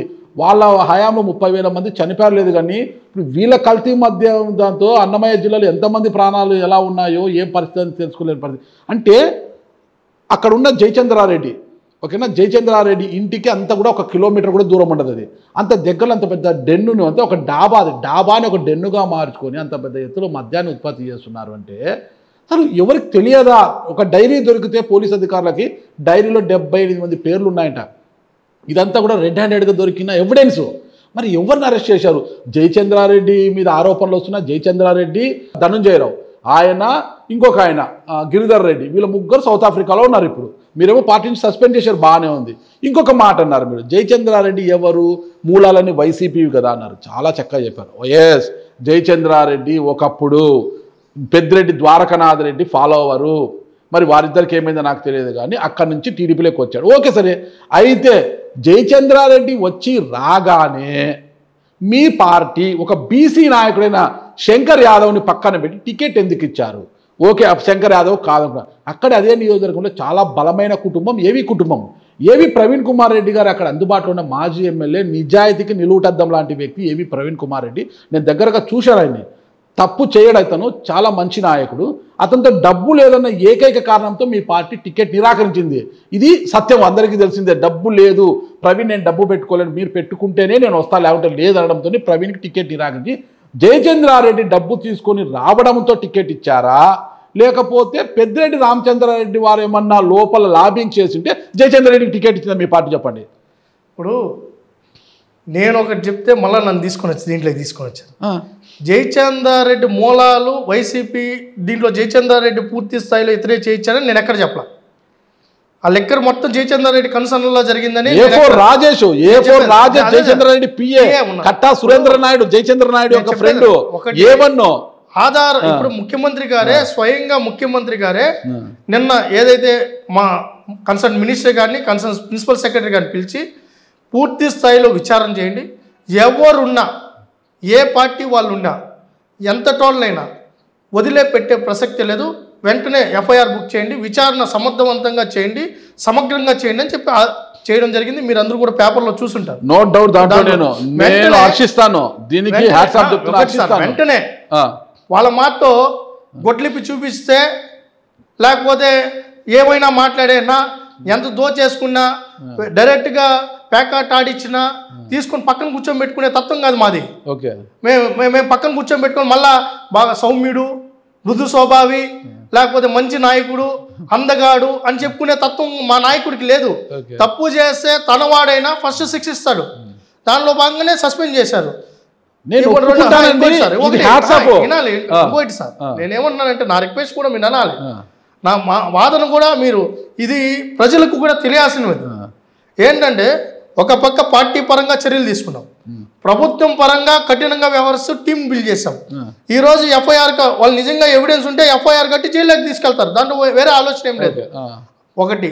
రెండోది ఏంటంటే టికెట్ విషయం ఎత్తారు. ఆ రోజు అతను విభేదించి ఇక్కడికి వచ్చిన తర్వాత అధిష్టానం అనేక కోణాల్లో ఆలోచిస్తుంది. ఆడున్న ఈక్వేషన్స్ కావచ్చు, లేకపోతే గతంలో ఎవరైతే అపోజిషన్లో ఉన్నప్పుడు పార్టీని కార్యకర్తలను ఏ స్థాయిలో కాపాడుకోవడం కానీ, పార్టీకి అండగా ఉండడం కానీ, ఆ రోజు ఇదేమి ప్రశాంతమైన నియోజకవర్గం కాదు అది. పెద్దిరెడ్డి రామచంద్ర తమ్ముడు అక్కడ ఉండేది. పెద్దిరెడ్డి రామచంద్రారెడ్డి కంటే ఒక ఆకు ఎక్కువ తిన్నాడు. ఏది 4 అతనికి ఎన్ని అవలక్షణాలు ఉన్నాలో అన్ని అవలక్షణాలు ఆయనకు ఉన్నాయి. ఆయనేమి సౌమ్యుడు జగన్మోహన్ రెడ్డి రాజకీయానికి సంబంధం లేదు, పర్సనల్ అయింది. యాటిట్యూడ్ చెప్తున్నాను సార్. ఆడ కార్యకర్తలు ఎంత ఇబ్బంది పడ్డారు. 10,000 మెజార్టీతో గెలిపించారు కదా. కార్యకర్తలు ఎంత ఇబ్బంది పడ్డారు. నరకయాత్ర ఈ గాలిలో కూడా 10,000 మెజార్టీతో బాధేస్తుంది. ఇంత గాలిలో పెద్దిరెడ్డి కుటుంబాన్ని ఏమి చేయలేకపోయారు కదా. పెద్దిరెడ్డి గారు గెలిచారు, కుమారుడు మిథున్ రెడ్డి గెలిచాడు, ద్వారకనాథ్ రెడ్డి గెలిచాడు. ఇంత గాలిలో కూడా అదే సార్. ఇప్పుడు ఏంటంటే పెద్దిరెడ్డి కూడా గెలిచింది ఏమేమి 40,000తో ఏం గెలవలేదు. ఒకటి. రెండోది ఏంటంటే పెద్దిరెడ్డి నైతికంగా ఓడిపోయాడు, దాంట్లో వేరే ఆలోచన పెట్టాల్సిన పని లేదు. కాకపోతే కొన్ని నిర్ణయాలు జరిగినప్పుడు ఇప్పుడు నా స్థాయిలో మాట్లాడే విషయం కాదు ఇది. అధిష్టానం అధినాయకుడు నిర్ణయమే శిరోధారి. ఇక్కడ ఆ రోజు ఉన్న పరిస్థితుల్లో ఆ సర్వేస్ కావచ్చు, డిఫరెంట్ పరిస్థితుల్లో అన్ని ఈక్వేషన్లు చూసిన తర్వాత అధినాయకుడు ఒక నిర్ణయం తీసుకున్నాడు. ఆ నిర్ణయం తీసుకున్న తర్వాత అక్కడ దాన్ని కొంతమంది యాక్సెప్ట్ చేశారు, కొంతమంది రివర్స్ చేశారు. స్వపక్షంలోనే కొన్ని ఇబ్బందులు వచ్చింది, వాస్తవమే. వాటన్నీ సరిదిద్దే ప్రయత్నం అధిష్టానం చేస్తున్న టైంలో ఇది వచ్చింది. ఖచ్చితంగా తంబలపల్లిని పూర్తి స్థాయిలో తెలుగుదేశం కంచుకోటగా మార్చే ప్రయత్నం చంద్రబాబు నాయుడు గారు. ఎప్పుడు కంచుకోట తెలుగుదేశం పార్టీకి కుటుంబానికి ఎప్పుడు ఆదరణ ఉంది అక్కడ, దాంట్లో డౌట్ లేదు. ఒకటి, ఏవి కుటుంబం మాకు గౌరవం ఉంది ఆ కుటుంబం మీద, మరియు ముఖ్యంగా ప్రవీణ్ గారి తల్లి మీద మాకు ఇంకా అమితమైన గౌరవం ఉంది, అభిమానం ఉంది. వాళ్ళు మా కుటుంబం. దాంతోపాటు ఏంటంటే ప్రవీణ్ గారిని ఎమ్మెల్యేని చేసింది చంద్రబాబు నాయుడు గారు, డౌట్ లేదు దాంట్లో. ప్రవీణ్ గారు అపోజిషన్లో ఎమ్మెల్యేగా ఉండి వైసీపీలోకి వెళ్ళారు. తర్వాత కూడా చంద్రబాబు నాయుడు గారిని ఆయన కలిశారు. ఖచ్చితంగా ఏ టైంలో సరైన నిర్ణయం చంద్రబాబు నాయుడు గారు తీసుకుంటారు. ఇది 175 నియోజకవర్గాల మీద ఆయనకు ఒక ఆలోచన ఉంది. ఆయనేమి రాత్రి తీసుకునే నిర్ణయాలు కదా, సుదీర్ఘమైన అనుభవం ఉన్న నాయకత్వం. ఆయన ఏది తీసుకున్నా పార్టీ భవిష్యత్తు గురించే ఆలోచన తీసుకుంటారు. కాబట్టి భవిష్యత్తులో కూడా ఒకవేళ మీ కోరిక ఏదైతే ఉందో ఆ కోరిక నెరవేరుతుంది. అదే ఒకవేళ ప్రవీణ్ గారికి ఇవ్వాల్సి వస్తే ప్రవీణ్ గారికి ఇస్తారు, శంకర్ యాదవ్ గారికి. ఒక మంచి నాయకుడు అంటే బీసీ నాయకుని పక్కన పెట్టి మరి వైసీపీలో ఉన్న ద్వారకనాథ్ రెడ్డికి ప్రధానమైన అనుచరుడు ఫాలోవర్ ఉన్న జయచంద్రారెడ్డికి టికెట్ ఇచ్చారంటే డబ్బు బలమా లేదంటే కుల బలమా ఏంటి? బీసీ నాయకుడు ఎక్కడక్కడ తంబలపల్లె బీసీ లేదు, రెడ్డికి ఇచ్చారు. మదనపల్లె చూస్తే మీరు మైనార్టీకి ఇచ్చారు. పుంగనూరు చూస్తే మన చెల్లబాబు గారికి ఇచ్చారు. ఇంక ఎక్కడ ఇచ్చారు? ఇంకా మామూలుగా పూతలపట్టు ఎస్సీ నియోజకవర్గము, చిత్తూరు చూస్తే కమ్మ సామాజికము. తెలుగుదేశం పార్టీయే బీసీల పార్టీ. బీసీ నోట్లో దుమ్ము కొట్టి రెడ్డికి ఇచ్చారు కదా. మీరు ఒకటే అర్థం చేసుకోవాల్సింది ఏంటంటే, ఒక నియోజకవర్గంలో జరిగిన పరిణామాన్ని తీసుకొని వచ్చి మొత్తం రాష్ట్రానికి చూపించద్దండి. ఇక్కడ ఏంటంటే మీరు అర్థం చేసుకోవాల్సిన విషయం ఏంటంటే, జయచంద్రారెడ్డి రెడ్డి కూడా ఆయన రెడ్డి అనేది దాంట్లో మళ్ళీ వేరే ఉన్నాయి. ఆయన రెడ్ అంటే చాలా మంది ఈ పక్క పశ్చిమ వరుస కాపులు ఇవన్నీ ఉన్నారండి. ఆ కుల ఈక్వేషన్ దాంట్లో కూడా కొంతమంది బీసీల్లో కూడా ఆ రెడ్డి సమాజం అని చెప్పుకున్న వాళ్ళు బీసీలుగా ఉండేవాళ్ళు రెడ్లుగా ఉండేవాళ్ళు ఉన్నారు. ఇప్పుడు రఘువీరారెడ్డి ఉన్నారు, ఆయన బీసీయా యాదవ్ ఆయన యాదవ అలా ఆయన బీసీనే కదా, బీసీనే కదా, అయితే ఆయన బీసీనే. అయితే ఇక్కడ వచ్చే ముందుకు ఏంటంటే అక్కడ ఆ క్యాస్ట్ సంబంధించిన ఓట్ బ్యాంక్ ఉంది. అయితే శంకర్ యాదవ్ గారిని మేము ఎక్కడ అగౌరవంగా చూసే పరిస్థితి ఉండదు. ఆయనకి ఖచ్చితంగా సముచిత స్థానం, సముచిత గౌరవం తెలుగుదేశం పార్టీ ఇవ్వబడుతుంది. నేను పార్టీని కానీ పార్టీని తప్పు పట్టడం రవినాయుడు గారు మళ్ళీ మీరు ఒకటి. రెండోది ఏంటంటే మీరేమన్నా క్యాస్ట్ గురించి మాట్లాడాలంటే జగన్మోహన్ రెడ్డి 175 సీట్లు దీన్ని రిజర్వేషన్ సీట్లు పక్కన పెట్టేస్తే మిగతా ఎన్ని రెడ్లకి ఇచ్చారు? అందుకే 11 స్థానాలతో పరిమితం అయిపోయారు. మేము ఎన్ని ఇచ్చాం? జగన్మోహన్ రెడ్డి గారు అందుకే 11 స్థానాలతో అక్కడ తమ్మలపల్లిలో తీసుకుని 11 స్థానాలతో పరిమితం అయ్యాడు. మా బాధ ఏంటంటే ఆ ఒకటే మిగిలి ఉండాలి, అది కూడా అర్హత కాదు వాళ్ళకి. ఆ ఒకటి కూడా ఒక సీటు కూడా మేము ప్రజలు దాన్ని కూడా ఒప్పుకోవడం లేదు, ప్రజలు ఒప్పుకోవడం లేదు, మేము ఒప్పుకున్న ప్రజలు ఒప్పుకోవడం లేదు. అసలు జగన్మోహన్ రెడ్డి అనే వ్యక్తికి రాజకీయాలకు పనికిరాడు అనేది ప్రజలు డిసైడ్ చేసేసారు. ఇప్పుడు రవినాయుడు రాజకీయాలకు పనికి వస్తాడా లేదా, జగన్ వస్తాడా లేదా, ఇంకోరు వస్తాడా లేదా ప్రజలు నిర్ణయిస్తారు, మనం ఎందుకు లేదు. కానీ నేను ఇక్కడ కూడా చంద్రబాబు నాయుడు గారి యొక్క పరిపాలన విధానాన్ని నేను తప్పు పట్టడం లేదు. ఆయన చాలా ముక్కుసూటిగా స్ట్రైట్గా పోతున్నారు, ఏ తప్పు జరిగినా ఉపేక్షించడం లేదు. కానీ ఇది ఎంత వచ్చి మీ కూటమి ప్రభుత్వానికి అనుబంధంగా ఉంటున్న ఒక మీడియా ఛానల్లో కూడా తప్పు జరిగిందో జయచంద్రారెడ్డి మూలాలు అక్కడ ఉన్నాయి, వైసీపీ అని చూపిస్తున్నారు. మీరు ఇప్పుడు వైసీపీ మూలాలు అని చెప్తున్నారు కదా. మూలాలు ఎందుకు? మీ పార్టీలోకి వచ్చాడు, టికెట్ ఇచ్చారు, పెద్దపీట వేశారు. మీరు మళ్ళీ మర్చిపోతున్నారు. మీరు ఏమవుతుందంటే ఎలా ఉందంటే తీసుకొని వచ్చి మీరు సీనియర్ జర్నలిస్ట్ అని తెలుసు, కానీ బాణం ఎక్కిపెట్టిన తర్వాత ఖచ్చితంగా కరెక్ట్ పాయింట్లోనే పడుతుంది. నేనేం దాన్ని ఏం తప్పట్లా. నేను మూలాలు జయచంద్రారెడ్డి గారి మూలాలు వైసీపీలో ఉన్నాయని నేను అభియోగం వేయలా. నేను చెప్పింది లిక్కర్ సిండికేట్ మూలాలు, ఆ మూలాలని వైసీపీ నాయకులకు సంబంధించినట్టు అని చెప్తున్నాను. జయచంద్రారెడ్డి లిక్కర్ డాన్ అండి. ఆయన ఉగాండాలో లిక్కర్ ఫ్యాక్టరీస్ ఉన్నాయి.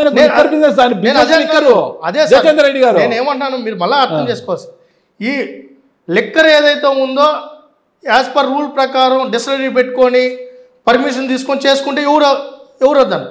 ఇలాంటి ఏదైతే వ్యాపారం ఉందో అలాంటి వ్యాపారానికి ఆద్యులు ఎవరైతే ఉన్నారో, అలాంటి వ్యాపారాన్ని ప్రోత్సహించిన వాళ్ళు ఎవరైతే ఉన్నారో, దానికి సహకరించిన వాళ్ళు ఎవరైతే ఉన్నారో, ఎప్పుడు మొదలైంది అది? రాత్రి మొదలైందా? 2022లో మొదలైందా? 23లో మొదలైందా? అన్ని తీస్తున్నాం, వదిలిపెట్టలేదు. విజయవాడలో ఉన్నవాడు వాడు వైసీపీ నాయకుతో వాడికి సంబంధాలు ఏంటి? ఎక్కడ ఎవరితో సిండికేట్ అయ్యారు?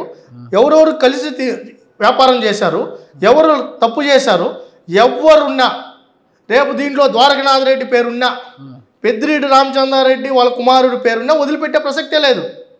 కరెక్ట్. ఆ ధనంజయ రావు అనేది A1గా పెట్టారు కదా, అతను విజయవాడ అతను జయచంద్రారెడ్డి గారికి చంద్రబాబు గారు బీఫామ్ ఇచ్చారు, ఆయన పక్కనే ఉన్నాడు, పసుపు కండువా వేసుకున్నాడు ఆయన. అతను మీరు మళ్ళీ అది అతను ఉన్నది వేరు, మీరు చూపిస్తున్నది వేరు. సాక్షివాడి అతనే రాశారులేండి. ఎవరు వెంకటేష్ నాయుడు ఉంటే దాన్ని తప్పి చంద్రబాబు నాయుడు గారు పెట్టినట్టు ఉంటుంది. కట్టా సురేంద్ర నాయుడు వీళ్ళంతా జయచంద్ర నాయుడు నేరుగా లేకపోయినా ఆయన PA రాజేష్ నేరుగా ఉన్నాడు, A4గా పెట్టారు. వాళ్ళ షాపులు కూడా సీజ్ చేశారు. ప్రస్తుతం జయచంద్ర నాయుడు అయితే సౌత్ ఆఫ్రికాలో బాగా బిందాస్గా కూర్చొని, ఆయన బిజినెస్ అదే కదా, లిక్కర్ బిజినెస్ కదా. ఈ ఇన్సిడెంట్ ముందు వెళ్ళారు, ఆయన ఆధారం ఉంటే ఆయన కూడా తీసుకొని వస్తాం, దాంట్లో ఏం తప్పేం లేదు. ఇక్కడ నేను చెప్పాను కదా, నన్నైనా నేనైనా మంత్రులైనా ఎవరైనా కూడా మా నాయకుడు ప్రజాక్షేమం గురించి ఆలోచిస్తారు. స్వపక్షం విపక్షం అనే ఆయనకేం ప్రేమ ఉండదు. నువ్వు మంచి చేస్తే ప్రోత్సహిస్తారు, చెడు చేస్తే కత్తిరించేస్తారు. చంద్రబాబు నాయుడు గారు కావచ్చు, లోకేష్ గారు కట్రోత్గా వెళ్తున్నారు. ఏ ఊరు కూడా ఎక్కడ కూడా విమర్శలకు కావచ్చు ఇంకో దానికో తావు ఇవ్వడం లేదు, నేను ఒప్పుకుంటాను. చంద్రబాబు నాయుడు గారు, లోకేష్ గారు, పవన్ కళ్యాణ్ ఒక విజన్తో ముందుకు వెళ్తున్నారు కాదు. కానీ చిన్న ఇష్యూస్ పార్టీకి చేటు తెస్తున్నాయి. మనం చూసే బాలకృష్ణ గారు అసెంబ్లీలో మాట్లాడడం అనేది అది ఎవరు ఖండించలేదు. ఈవెన్ దో స్పీకర్ కూడా ఖండించకుండా డిప్యూటీ స్పీకర్ కుర్చీలో కూర్చున్న డిప్యూటీ స్పీకర్ R గారు ఓకే సార్ అని ఆయన అనడము, ఎమ్మెల్యేలంతా ఇలా చూస్తుండడం, ఆయన ఏమో చేతులు జోలో పెట్టుకొని అనవసరంగా చిరంజీవి గారి మీద మాట్లాడడం అనేది పార్టీకి ఎంత చేటు తెచ్చింది. ఇంకోటి, అనంతపురంలో దగ్గుబాటి ప్రసాద్ గారు నేను మాట్లాడలేదు అంటున్నారు ఆయన. సరే, వీడియో రికార్డ్ చేసిన ధనంజయ నాయుడు ఏం చేశాడు? ఆ వీడియో ఎవరి ద్వారా బయటకు వచ్చింది, ఎందుకు వచ్చింది, అసలు వీడియో రికార్డ్ చేయాల్సిన అవసరం ఏమొచ్చింది, చేసిన తర్వాత ఎవరి ద్వారా బయటకు వచ్చింది అది? ఇవన్నీ కూడా పార్టీకి ఇప్పుడు ఈనాడు చూస్తే లిక్కర్ కేసు ఇవన్నీ కూడా పార్టీకి అప్రతిష్ట తెచ్చే పాలు కదా. వీళ్ళందరిపైన ఎక్కడ కూడా చర్యలు లేవు. సార్ బాలయ్య బాబు గారికి వచ్చే కొన్ని విషయం మటుకు అది ద్వంద్వ అర్థాలు దారి తీసిన మాట వాస్తవం. కానీ బాలయ్య బాబు గారి గురించి మీరు కూడా మీకు బాగా సన్నిహితమే. బాలయ్య బాబు గారి నేచర్ అలాంటి నేచర్ కాదు. చిరంజీవి గారిని అక్కడ ఎటువంటి అభ్యంతరకరంగా మాట్లాడలేదు. వివరణ ఇచ్చుకోవడంలో మేము ఉంది కానీ చిరంజీవి గారనే సంబోధించారు. చిరంజీవి గారి పక్షాన బాలయ్య బాబు గారు మాట్లాడారు. మీరు ఆ పాయింట్ అర్థం కావడం లేదు. చిరంజీవి గారు అడుక్కోలేదు, గట్టిగా మాట్లాడితే వచ్చారనే తప్పు. ఎందుకంటే చిరంజీవి గారు అడుక్కునే స్థాయిలో లేరండి. చిరంజీవి గారు మెగాస్టార్, తెలుగు జాతి మొత్తం ఆయన గౌరవిస్తుంది. బాలయ్య బాబు గారు కూడా ఆయన గౌరవిస్తారు. మా చిరంజీవి ఆయన దృష్టిలో ఏంటి, నా మిత్రుడు చిరంజీవి గారు గట్టిగా అడిగితే వచ్చాడంటే మేమేం అడుక్కోలేదు, జగన్నేమో మేము అడుక్కోలేదు, మాకు అవసరం లేదని ఉద్దేశం. అది అంత తప్ప. తెలుగుదేశం పార్టీ కళాశాలలో ఇంత కరడుగట్టిన సైనికులు తయారవుతారని మిమ్మల్ని చూస్తుంటే అర్థమవుతుందండి. ఉన్నది చెప్పాను సార్. ఇంతలా రాటుదేలి వస్తారు ఆ కళాశాల నుంచి సైన్యము, ఇంత గట్టి సైన్యం వస్తుంది అని. సార్ సైన్యం కాదు, అక్కడ నేను ఇంట్లో జరిగిన చిరంజీవి గారు గట్టిగా అడిగితే వచ్చారు అనేది తప్పు. ఎవడు వాడు అడిగాడు, వీడు అడిగాడు, ఎవడు అడగలేదు. వాళ్ళు ఆడ అంతకుముందు రాజకీయ ప్రసంగం ఉంది. రాజకీయ ప్రసంగం వేరు, అదే కదా వచ్చింది. రాజకీయ ప్రసంగం వేరు. మీరు రాజకీయంగా మాట్లాడినప్పుడు వేరు. ఇక్కడ చిరంజీవి గారి ప్రస్తావం పేరు తీసుకొని వచ్చి వైసీపీ ఏదైతే పేటీఎం బ్యాచ్ ఉందో, ₹5 బ్యాచ్ ఏదైతే ఉందో, ఆ సజ్జల రామకృష్ణారెడ్డి వాళ్ళ కొడుకు నేతృత్వంలో ఉందో, ఆ విత్ ఇన్ సెకండ్స్లోనే వాళ్ళ పని ఇదే. ఈ బురద జల్లే పనిలో వాస్తవాలకు దూరంగా వక్రీకరించేశారు. అది తెలుసుకొని మా అభిమానులు కావచ్చు, చిరంజీవి గారి అభిమానులు తెలుసుకునే టైంలో ఇవన్నీ జరగాల్సి వచ్చింది. వాస్తవం ఏంటంటే చిరంజీవి గారిని బాలయ్య బాబు గారు అమితంగా గౌరవిస్తారు, అభిమానిస్తారు. వాళ్ళిద్దరూ 2 కళ్ళు అలాగే ఉండాలని కోరుకుంటున్నాను. వాళ్ళ అధికారంలో ఉన్నప్పుడు ఐటీడీపీఎం వదిలిపెట్టలేదు వైసీపీ ప్రభుత్వాన్ని. ఇప్పుడు మీరు అధికారంలో ఉంటే వాళ్ళ సోషల్ మీడియా కూడా వదిలిపెట్టడం లేదు. ఎవరున్నా కూడా తప్పు చేస్తే వదిలిపెట్టాలా? అదేనా, ఎవరు వదిలిపెట్టకూడదు. మీరు అధికారంలో ఉన్నప్పుడు వాళ్ళు కూడా చూస్తూ చిన్న పాయింట్ దొరికినా ఇట్లా చేసేస్తున్నారు. వాళ్ళ అధికారంలో దొరికితే చేసేది వేరు. ఏది గుడ్లిప్పి చూపిస్తే ఆ వీడియోని చూపిస్తే తప్పు, లేకపోతే కొండని తిరుమల పవిత్రతను దెబ్బతీసినా, లేకపోతే పేకాట గుడివాళ్ళలో కెసినో ఆడిచ్చినా, లేకపోతే దావోసు పోయి కంపెనీలు తీసుకుని రానంటే ఆడ చలి ఎక్కువ ఉందని చెప్పి ఇంట్లో పడుకుంటే మాట్లాడేది ఒకటి. ఇక్కడ ఏమి సంబంధం లేకుండానే ఇద్దరు మధ్య ఉన్న అభిమానాన్ని, ప్రేమను బద్నాం చేసే విధంగా ఇద్దరు ఒక స్థాయిలో ఉన్న వ్యక్తుల్ని తక్కువ చేసి చూపించే ప్రయత్నం చేస్తున్నప్పుడు దానికి దీనికి తేడా ఉంది. ఇది పరిరక్షణ, వాళ్ళు విఘాతకులకి పరిరక్షకులకి తేడా ఉంటుంది కదా సార్. రవినాయుడు గారు వాక్చాతుర్యాన్ని చూస్తుంటే నాకు నోట మాట రావడం లేదు. ఈ స్థాయికి వచ్చిన రవినాయుడు ఒక చిన్న విద్యార్థి నాయకుడి నుంచి శాప్ చైర్మన్గా ఎదిగి ఈ స్థాయికి వచ్చిన రవినాయుడు గారి కుటుంబ నేపథ్యం గురించి తెలుసుకోవాలండి నాకు. మీ స్వగ్రామం ఎక్కడండి? సార్ మాది కొటాల, అమ్మగారు ఊరు చంద్రగిరి పక్కనే సార్. చంద్రగిరి విద్యానికేతన్ బ్యాక్స్ మోహన్ బాబు గారి కాళేశ్వరం ఉంది. ఒకప్పుడు కొటాలంటే కొటాలని మార్క్గా చూపించి మిగతా ఊర్లన్నీ చెప్పేవాళ్ళు. ఎందుకంటే బ్రిటిష్ వాళ్ళ కాలం నుంచి రైల్వే స్టేషన్ ఉంది. కొటాల గ్రామం, అమ్మగారు ఊరు నారావారిపల్లి, పక్కనే 1.5 కిలోమీటరు.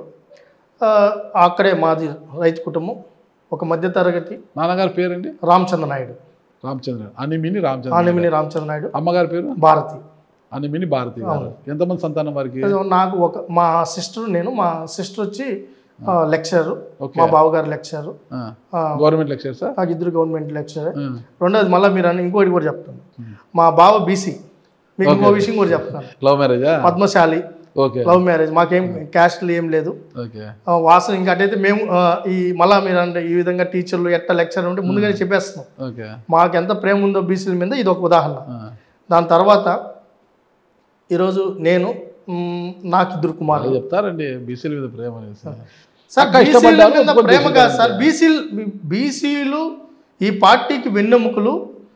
ఎందుకంటే ఇప్పుడు దానికి మీ సార్, కుటుంబానికి ముడి పెడతారు ఏంటి నేను చెప్ప- మీకు అక్క ఇష్టపడ్డారు, అక్క బావ ఇష్టపడ్డారు, అదే సార్. పెళ్లి చేశారు, తప్పు లేదు. 100% మాకు మళ్ళీ మా పార్టీ బీసీలకు వెన్నుముక ఏందండి ఇది? సార్, మీరు నేను ఏమంటున్నానంటే మీరు అర్థం చేసుకోవాల్సింది ఏంటంటే ఇంతకుముందు మీరు ఒక మాట అన్నారు, ఆ, మీరు వాడుకొని వదిలేసే తత్వం అండి. మా ఎక్కడ వాడుకొని వదిలేసే తత్వం మాకు లేదని చెప్తున్నాం. మళ్ళా ఆ, మొదటి నుంచి ఎన్టీ రామారావు గారు పార్టీ పెట్టినప్పటి నుంచి ఇప్పుడు వరకు వాళ్ళదే పార్టీ, ఇది బీసీల పార్టీ. ఆ బీసీల పార్టీలో మేము బీసీ ముఖ్యమంత్రి గారు అంతే, ఏది బీసీలు ముఖ్యమంత్రి గారు, చంద్రబాబు బీసీల నాయుడు పార్టీలో గారే పెద్ద బీసీలు బీసీ ముఖ్యమంత్రి సార్. గారు అంతేనంటారా? చంద్రబాబు నాయుడు గారే పెద్ద బీసీ. Okay okay. మీకు అర్థం కావడం ఆయన ఎప్పుడు కూడా ఆయన విద్యార్థి నాయకుడిగా ఉన్నప్పటి నుంచి మీకు ఆయన రాజకీయ నేపథ్యం మీకు కూడా తెలుసు. ఆ రోజు యూనివర్సిటీలో సెక్రటరీ పెట్టినా లేకపోతే ఉపాధ్యక్షుడు కమిటీ వేసుకున్నా ఏం వేసినా ఆయనకు ఒక ఫార్మెట్ ఉంది. అన్ని వర్గాలను కలుపుకొని పోయేది ఆయన ఒక ఆలోచన. ఆ ఆలోచన ప్రకారం ఇటు వెళ్తూ ఉంది. బహుశా మీరు మళ్ళా ఇంకొక వాదన తీసుకుని వస్తే నేనేం చేయలేం. కానీ ఒక్కటైతే సరే, ఇది నేను రాజకీయ ప్రసంగం చేయడం లేదు, 1000కి 1000% ఇది బీసీల పార్టీ. బీసీల పార్టీ అంతే. నేనే కాదండి లేదండి, నేను కాదండి లేదు. మేము అదే సార్. అదే మీ స్టడీస్ అంతా ఎక్కడ జరిగాయి సార్? నేను మా కొటాల్లోనే స్కూలు, తర్వాత వచ్చి ఓరియంటల్ కాలేజ్ జూనియర్ కాలేజు, తర్వాత ఏం చేశారు సార్ నేను హిందీ లిటరేచర్ సార్. ఇంటరే మాది లిటరేచర్ సార్. ఓరియంటల్ కళాశాల అంటే ఏదైతే సంస్కృతం, హిందీ, తెలుగు భాష, అది టీటీడీ ఇంటర్మీడియట్ నుంచే మీరు సార్. 5 సంవత్సరాల కోర్సు సార్. 5 సంవత్సరాల కోర్సు. అదేంటంటే ఇంటర్మీడియట్ అట్టే ఉంటుంది, తర్వాత డిగ్రీ కంటిన్యూషన్ ఉంటుంది. తర్వాత డిగ్రీ అయిపోయిన తర్వాత మాకున్న ఆప్షన్ ఏంటంటే లైబ్రరీ సైన్స్ అన్న చేసుకోవచ్చు, లేదంటే లిటరేచర్లోనే కంటిన్యూ అవ్వచ్చు. అది నేను లైబ్రరీ ఇన్ఫర్మేషన్ సైన్స్ పీజీ చేశాను సార్. ఓకే. అదే సార్. నేను మళ్ళీ మీరు ఇంకో నాయకుల్లాగా నాది ఫిజిక్స్ మ్యాథమెటిక్స్కి మాకేం లేదు సార్. నాది ఉన్నది లిటరేచర్, ఓరియంటల్ కళాశాల. ఇక్కడ మీరు ఎమ్మెల్యేసీ చేశారా? మళ్ళీ పీజీలో ఎమ్మెల్యేసీ సార్. ఎమ్మెల్యేసీ చేశారు ఇక్కడ ఎస్వి యూనివర్సిటీ క్యాంపస్ సార్. చదువుకుంటూ పక్క ఉద్యమాలు. అదే సార్. అదే చంద్రబాబు గారి కుటుంబానికి మీ ఫ్యామిలీ చాలా దగ్గర, కొంత బంధుత్వం కూడా కలుస్తుంది అంటారు, వాస్తవమేనా సార్? అంటే మళ్ళా ఇదంటే మళ్ళీ బంధువులు అని చెప్పి ఆ కొనలేదు. నేను పూర్తి స్థాయిలో నేను విద్యార్థి నాయకుడు, నా కష్టం మీద అదే నా కష్టాన్నే సార్ చూశారు. మళ్ళీ వేరే దాంట్లో ఏం లేదు. కానీ మా మదర్ నారావాళ్ళు సార్. మా మదర్ నారావాళ్ళు. నేను ఎక్కువ కూడా నారావారిపల్లిలో రామ్మూర్తి నాయుడు గారు సీఎం గారు ఓన్ బ్రదర్, నన్ను బాగా లైక్ చేసేవాళ్ళు. మా మదర్ అంటే బాగా ఇష్టం, మా చెల్లెలతో సమానంగా చూసుకున్నారు. మా తాత అంటే ఇంకా బాగా ఇష్టం. దానికి కారణాలు కూడా ఆ రోజుల్లో ల్యాండు, అగ్రికల్చర్ ల్యాండ్ అదేదో ఇష్యూ వస్తే అక్కడ ఊళ్ళో వేరే వాళ్ళకి ఇవ్వాల్సి వస్తే లేదు వీళ్ళకి ఇవ్వాలని మా తాత ల్యాండ్ కూడా ఒకే ఆడబిడ్డ, అది కూడా ఇవ్వడం జరిగింది. మొదటి నుంచి మా తాత అంటే రామ్మూర్తి నాయుడు గారికి బాగా ఇష్టం. నారా ఎర్రబనాయుడు మా తాత పేరు, బాగా ఇష్టం. ఆయన మనవడిగా నన్ను కూడా ఆయన అన్ని విషయాల్లో ప్రోత్సహించిన మాట వాస్తవం. నాకు రాజకీయ పునాది వేసింది కూడా రామ్మూర్తి నాయుడు గారే. ఓకే. బాగా ఫ్లైట్ ఎక్కించింది ఆయనే, రాష్ట్రం దాటిచ్చింది ఆయనే, ఢిల్లీకి తీసుకెళ్ళింది ఆయనే. నన్ను బాగా అభిమానించారు. ఎందుకు అంత అభిమానించారు ఆయన మిమ్మల్ని? అంటే ఆయనకి ఒకటి ఏంటంటే మన ఆడబిడ్డ కొడుకు. రాజకీయంగా ఆయనే పూర్తి సంక్షోభంలో కూరుకుపోయిన కదా, ఎట్లాంటి ఎదుగు బదుగు లేకోకుండా ఏదో ఒకసారి ఎమ్మెల్యే అయ్యాడు. అది వేరు సార్, రాజకీయం వేరు. ఆయన స్థాయి చంద్రబాబు నాయుడు గారు తమ్ముడు ఎమ్మెల్యే అది వేరు సార్, అది వదిలేదు. ఆల్రెడీ ఆయన ఎక్స్ఎమ్మెల్యే, కాన్స్టిట్యున్సీ ఇన్ఛార్జ్ కూడా వ్యవహరించారు. రెండోది ఏంటంటే రామ్మూర్తి నాయుడు గారికి ఆ టైంకి ఆయన ఎమ్మెల్యేనో లేకపోతే ఇంకొక చొల్ల ఆయన రామ్మూర్తి నాయుడు గారికి ఈ జిల్లాలో రామ్మూర్తి నాయుడు గారికి అంటూ ఒక గౌరవం ఉంది, పరపతి ఉంది. ఆయన అడిగితే ఎవరైనా ఏదైనా చేస్తారు. అంటే నేను చాలా చిన్న వయసు సార్ నాది, ఇంటర్మీడియట్ వరకు. ఆయన తర్వాత ఆయన ఉన్నారు, మళ్ళీ ఆయన హైదరాబాద్కి వెళ్ళారు. అంతవరకు నన్ను ఆయన బిడ్డలాగా ప్రోత్సహించిన మాట వాస్తవం. నేనేమి ఊరికే అందరిలాగా నాకు నేనుగానే ఇట్టయిపోయాను అట్టయిపోయాను అనే తత్వం నాది కాదు. నాకు ఫస్ట్ బైక్ కొనిచ్చింది రామ్మూర్తి నాయుడు గారు. ఫస్ట్ ఫ్లైట్ బైక్ కొనిచ్చారా? అవునండి. ఉందా బైక్? అది ఉంది. ఏం బైక్? అదే స్ప్లెండర్ అని. Okay okay. అప్పుడు ఫస్ట్లో వచ్చింది సార్. సన్నగా నేను వెయిట్ సన్నగా ఉండేవాడిని అప్పుడు. అదైతే సార్ అది రామ్మూర్తి నాయుడు గారు ప్రోత్సహించారు. చంద్రబాబు నాయుడు గారు నేను విద్యార్థి నాయకుడిగా ఉన్నప్పుడు నేను చేస్తున్న వాటిని ఆయన కూడా సారు ఐడెంటిఫై చేసి. రోహిత్ గారితో మంచి పరిచయం ఉంది మీకు? రోహిత్ గారు అంటే సార్ ఎంటైర్ ఫ్యామిలీ పర్సనల్గా నన్ను బాగా అభిమానిస్తాను సార్. తల్లిలాగా బోనమ్మ గారు బాగా నన్ను ఒక బిడ్డకి ఎంత చేయి అందించాలో అంత నాకు ఆమె ఒక బిడ్డలాగానే నన్ను చూసుకున్నారు. తిరుమలలో హెరిటేజ్ పార్లర్ ఇచ్చింది ఎవరు మీకు? సార్ హెరిటేజ్ పార్లర్లు ఇచ్చింది కదా సార్. మామూలుగా ఏంటంటే ఈ జిల్లాలో డైరీలకి కొండ మీద షాపులు ఇస్తారు. నేను అప్పటికే హెరిటేజ్లో నేను చదువుకుంటున్న టైంలోనే హెరిటేజ్ డీలర్షిప్ నేను అడిగాను. ఎందుకంటే నేనేమి వేరే వేరే చోట నేను చేయి చాపడం నాకు ఇలే కదా, స్వయంగా వ్యాపారం చేసుకుంటూ నాకు నేను సంపాదించుకొని రాజకీయం చేయాలనుకున్నాను.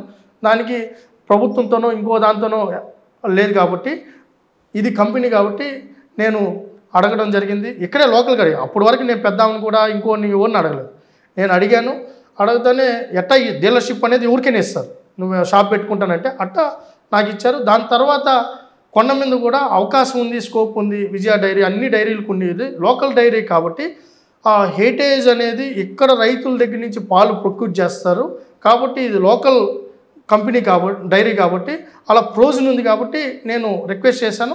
ఆ రోజు ఈఓగా గోపాల్ గారు ఉన్నప్పుడు ఆయన నిజమే కదా తిరుపతి ఈ జిల్లా డైరీ ఇప్పుడు పెద్దిరెడ్డి రామచంద్ర డైరీ ఉన్నాయి, ఆయనవి 4 ఉండేవి, ఈ రోజుకి ఉన్నాయి. పెద్దిరెడ్డి రామచంద్ర ఆయన ఉన్నాయి, ఆయన డైరీస్ శ్రీశక్తి ఏదో డైరీ అట్టా లోకల్ డైరీలకి దొడ్లాకి ఇచ్చారు, అన్నిటికి ఇచ్చారు. ఒక హెరిటేజ్ కాదండి, దాదాపు 8 డైరీలకు ఇచ్చారు. అట్టా వచ్చింది. దాని తర్వాత చెవిరెడ్డి భాస్కర్ రెడ్డి గారు ఆయనకి అమితమైన ప్రేమ కదా అంటే బాగా కసి ప్రేమ. ఆ కసితో దాన్ని అది విపరీతమైన ఆ లవ్ మామూలు కాదు. ప్రెస్ మీట్ పెట్టి ఒక పేజీ మొత్తం సాక్షిలో దాని మీద రాయిపించి సరే నా వల్ల ప్రేమించాడు మిమ్మల్ని. అయ్యో అంత గాఢ ప్రేమ అది మామూలు కాదు. ఎంత అందరికీ ఉందిలేండి, ఇక్కడ కరుణాకర్ రెడ్డికి వాళ్ళ కొడుకు ఇంకా ఎక్కువ ఉంది. అవునా? అయ్యో వాళ్ళకి నిరంతరం మదన పడతా ఉంటారు. సరే వాళ్ళ చేతుల్లో పవర్ ఉంది కాబట్టి అంత అందగాడు మీరు, అందుకు అందరు ప్రేమిస్తారు మిమ్మల్ని. అంటే అప్పుడప్పుడు వాళ్ళకి గుర్తొచ్చేలాగా చేస్తూ ఉంటారు. అంటే మనం కూడా వన్ సైడ్లో అంతా వదిలిపెట్టాము. ఎందుకు వదిలిపెట్టాలి? సార్ దాచుకుంటా ఉంటే వదిలిపెట్టాలా? తిరుపతిని భ్రష్టు పట్టిస్తా ఉంటే వదిలిపెట్టాలా? టీడీఆర్ బాండ్ల పైన చాలా విమర్శలు చేశారు మీరు. 100% సార్, ఈ రోజుకి కట్టుబడి ఉన్నాం. తిరుపతిలో టీడీఆర్ బాండ్ల రూపంలో 100 కోట్ల రూపాయలు దోచుకున్నారు. కరుణాకర్ రెడ్డి కొడుక్కి అది అందింది. దాని మీద విచారణ చేయమని అడిగింది వాస్తవమే. విజిలెన్స్ విచారణ కూడా అడిగాను, విజిలెన్స్ విచారణ చేశారు. దాని మీద ఫర్దర్ ఏంటనేది నేను వెయిట్ చేస్తాను. నేను ఎప్పుడు అవకాశం వచ్చినా దాని మీద అడుగుతూనే ఉంటా, ప్రశ్నిస్తూనే ఉంటా. టీడీఆర్ బాండ్లది విమర్శలు చేస్తుంది. పరకామన్ దాని గురించి కూడా విమర్శలు చేస్తున్నారు. అసలు పరకామన్ ఎప్పుడు పాత ఇష్యూ కదా అది. సార్ పాతదా కొత్తదా కాదు సార్. పాత ఎట్టయింది వాళ్ళ గవర్నమెంట్లో వాళ్ళు సెటిల్ చేసేసుకున్నది. పాత అయితే ఎట్టయితుంది? కలియుగ ప్రత్యక్ష దైవం వెంకటేశ్వర స్వామి మీరు ఆరాధన చేస్తారు, నేను ఆరాధన చేస్తాను. కొన్ని లక్షల మంది కోట్ల మంది ఆరాధ్య దైవం వెంకటేశ్వర స్వామి వాళ్ళు కష్టపడి 4 రూపాయలు సంపాదిస్తే స్వామివారు ఆ 4 రూపాయలు సంపాదించడానికి స్వామివారి ఆశీస్సులు ఉన్నాయని చెప్పి, ఆశీస్సుల వల్లనే నేను ఈ స్థాయికి వచ్చానని చెప్పి వాళ్ళు భావించి వాళ్ళ ఏదైతే నగదు రూపంలోనో లేకపోతే డైమండ్స్ రూపంలోనో ఇంకోటో గోల్డ్ రూపంలోనో ఆ ఉండిలో వేస్తే దాన్ని వీళ్ళు అప్పనంగా కొట్టేసి ఒక సాధారణ ఉద్యోగి 200 కోట్ల రూపాయలకు ఆస్తిపరుడయ్యాడు. దానికి 14,80,00,000 విలువ చేసే ఏదైతే ఆ రోజు వాల్యుయేషన్ ప్రకారం అది టీటీడీకి ఇచ్చేస్తే దాతగా చిత్రీకరించేసి వీళ్ళు సెటిల్మెంట్ చేసేస్తారా? అంటే ఆ రోజు ఆ కేసులో అతను దొరకడంతో అతను క్షమించి అతని ఆస్తులని రావు. తిరుమలలో ఏదో వాళ్ళ ఆడపడుచుకు ఒక ఇల్లు తప్పితే అతను పరకామంలో పనిచేసిన అతను మొత్తం చెన్నై పాండే బజార్లో ఉండే ఆస్తులు కావచ్చు, ఇక్కడ ఉండే ఆస్తులన్నీ మొత్తం కూడా టీటీకి రాయించుకున్నారు. ఆ రోజు దానికి చలానా కట్టింది కూడా అప్పుడున్న అధికారే కదా. నేను అదే అంటున్నాను, వీళ్ళు నాయిందా ఎవరు?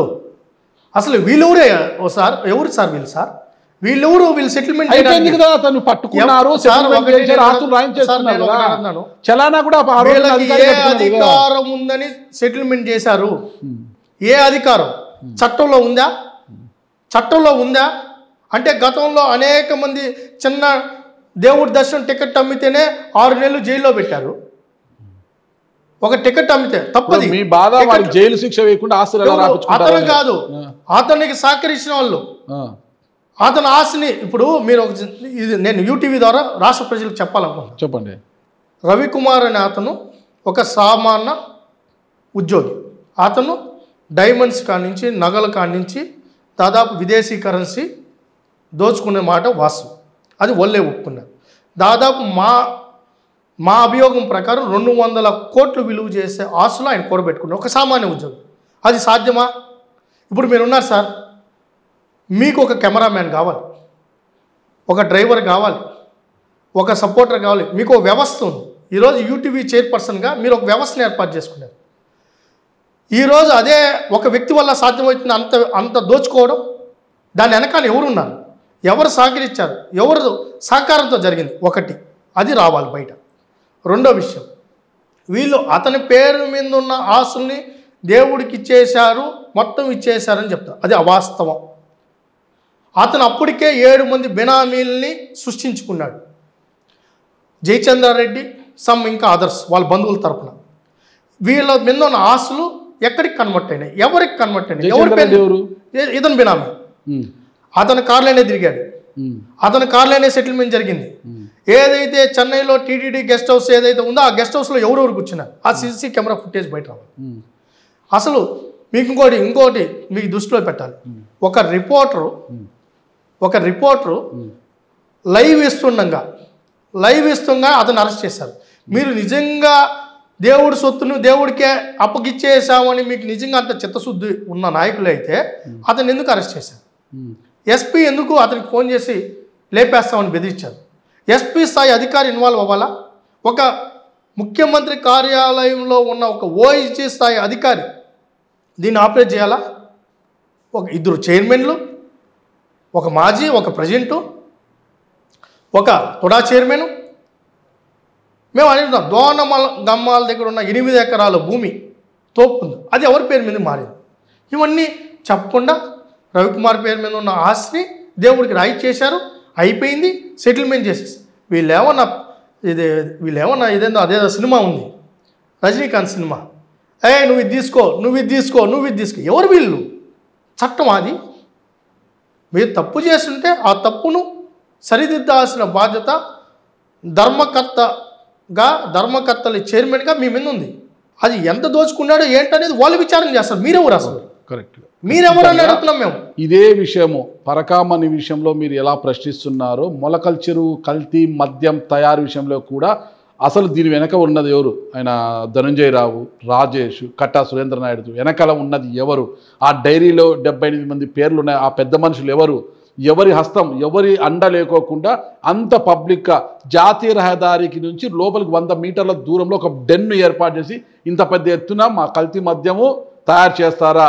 అదేదో గత ప్రభుత్వంలో విషం ఇచ్చారు, ప్రజలను చంపారు, ఈడ ఆ డెన్లో అమృతం తయారు చేసి ప్రజలకు ఇస్తున్నట్టుగా కలరింగ్ ఇచ్చారు. అదంతా కూడా దీంట్లో కూడా దీని వెనక ఉన్న పెద్దలు బయటికి రావాలి, పెద్దలు శిక్ష పడాలి. చెప్పేశాను, మా ముఖ్యమంత్రి గారు చెప్పారు, మా నాయకత్వం మొత్తం అదే చెప్తోంది. మళ్ళీ మీరు వేరే దీంట్లో సూత్రధారులు పాత్రధారులు ఎవరున్నా వదిలిపెట్టద్దని సీఎం గారే చెప్పారు. ఈరోజు కావాలంటే హెడ్లైన్స్ చూడండి, లేకపోతే మీకు మేము ఇచ్చిన నోట్ చూడండి. నేను కూడా అదే చెప్తున్నాం. మేమేమి అదే అమృతం కాదు, అది ముమ్మాటికి తప్పే. ఎవరు చేసినా డైలాగ్ ఒకటి చూడాల మీరు, అవసరాల కోసం దారులు తొక్కే పాత్రలే తప్ప దీంట్లో సూత్రధారులు పాత్రధారులు ఎవరు ఉంటారు? జగన్ ప్రభుత్వాన్ని అడగాలి. అది వాళ్ళకి వర్తిస్తుంది, మాకు ఏ ప్రభుత్వం అయినా కూడా సూత్రధారులను పాత్రధారులను ఎవరిని వదిలిపెట్టం కాబట్టే 24 గంటలు తిరగక ముందే ఏదైతే టీవీలో బ్రేకింగ్ పడక ముందే సస్పెన్షన్ లెటర్ రెడీ అయింది. మేమేమో వినలేడు, ఆల్రెడీ టీవీలో బ్రేకింగ్ పేపర్లలో అయిపోయింది. మీ అనుకూల పత్రికలు కూడా అడ్డదిడ్డంగా రాశారు. నిన్నటి రోజు సస్పెండ్ చేశారు. సార్ మళ్ళా మీరు అనుకూలము వ్యతిరేకం లేదు. ఈ రాష్ట్రంలో ఏ టీవీ అయినా అది చిన్నదా పెద్దదా పక్కన పెడితే మంచిని మంచిగా చూపిస్తున్నాయి, ఒక్క ఎక్స్పర్ట్ సాక్షి తప్ప. అది వాళ్ళ పార్టీ ఛానల్, పార్టీ పేపరు వాళ్ళ కోసం అది పెట్టుకుంది. కానీ మీకోసమే ఉన్న ఒక పేపరు చిన్న తప్పు జరిగినా కూడా ఈ రోజు ఖచ్చితంగా తప్పుగానే చూపిస్తుంది. అది దాన్ని ఒప్పుకుంటాను.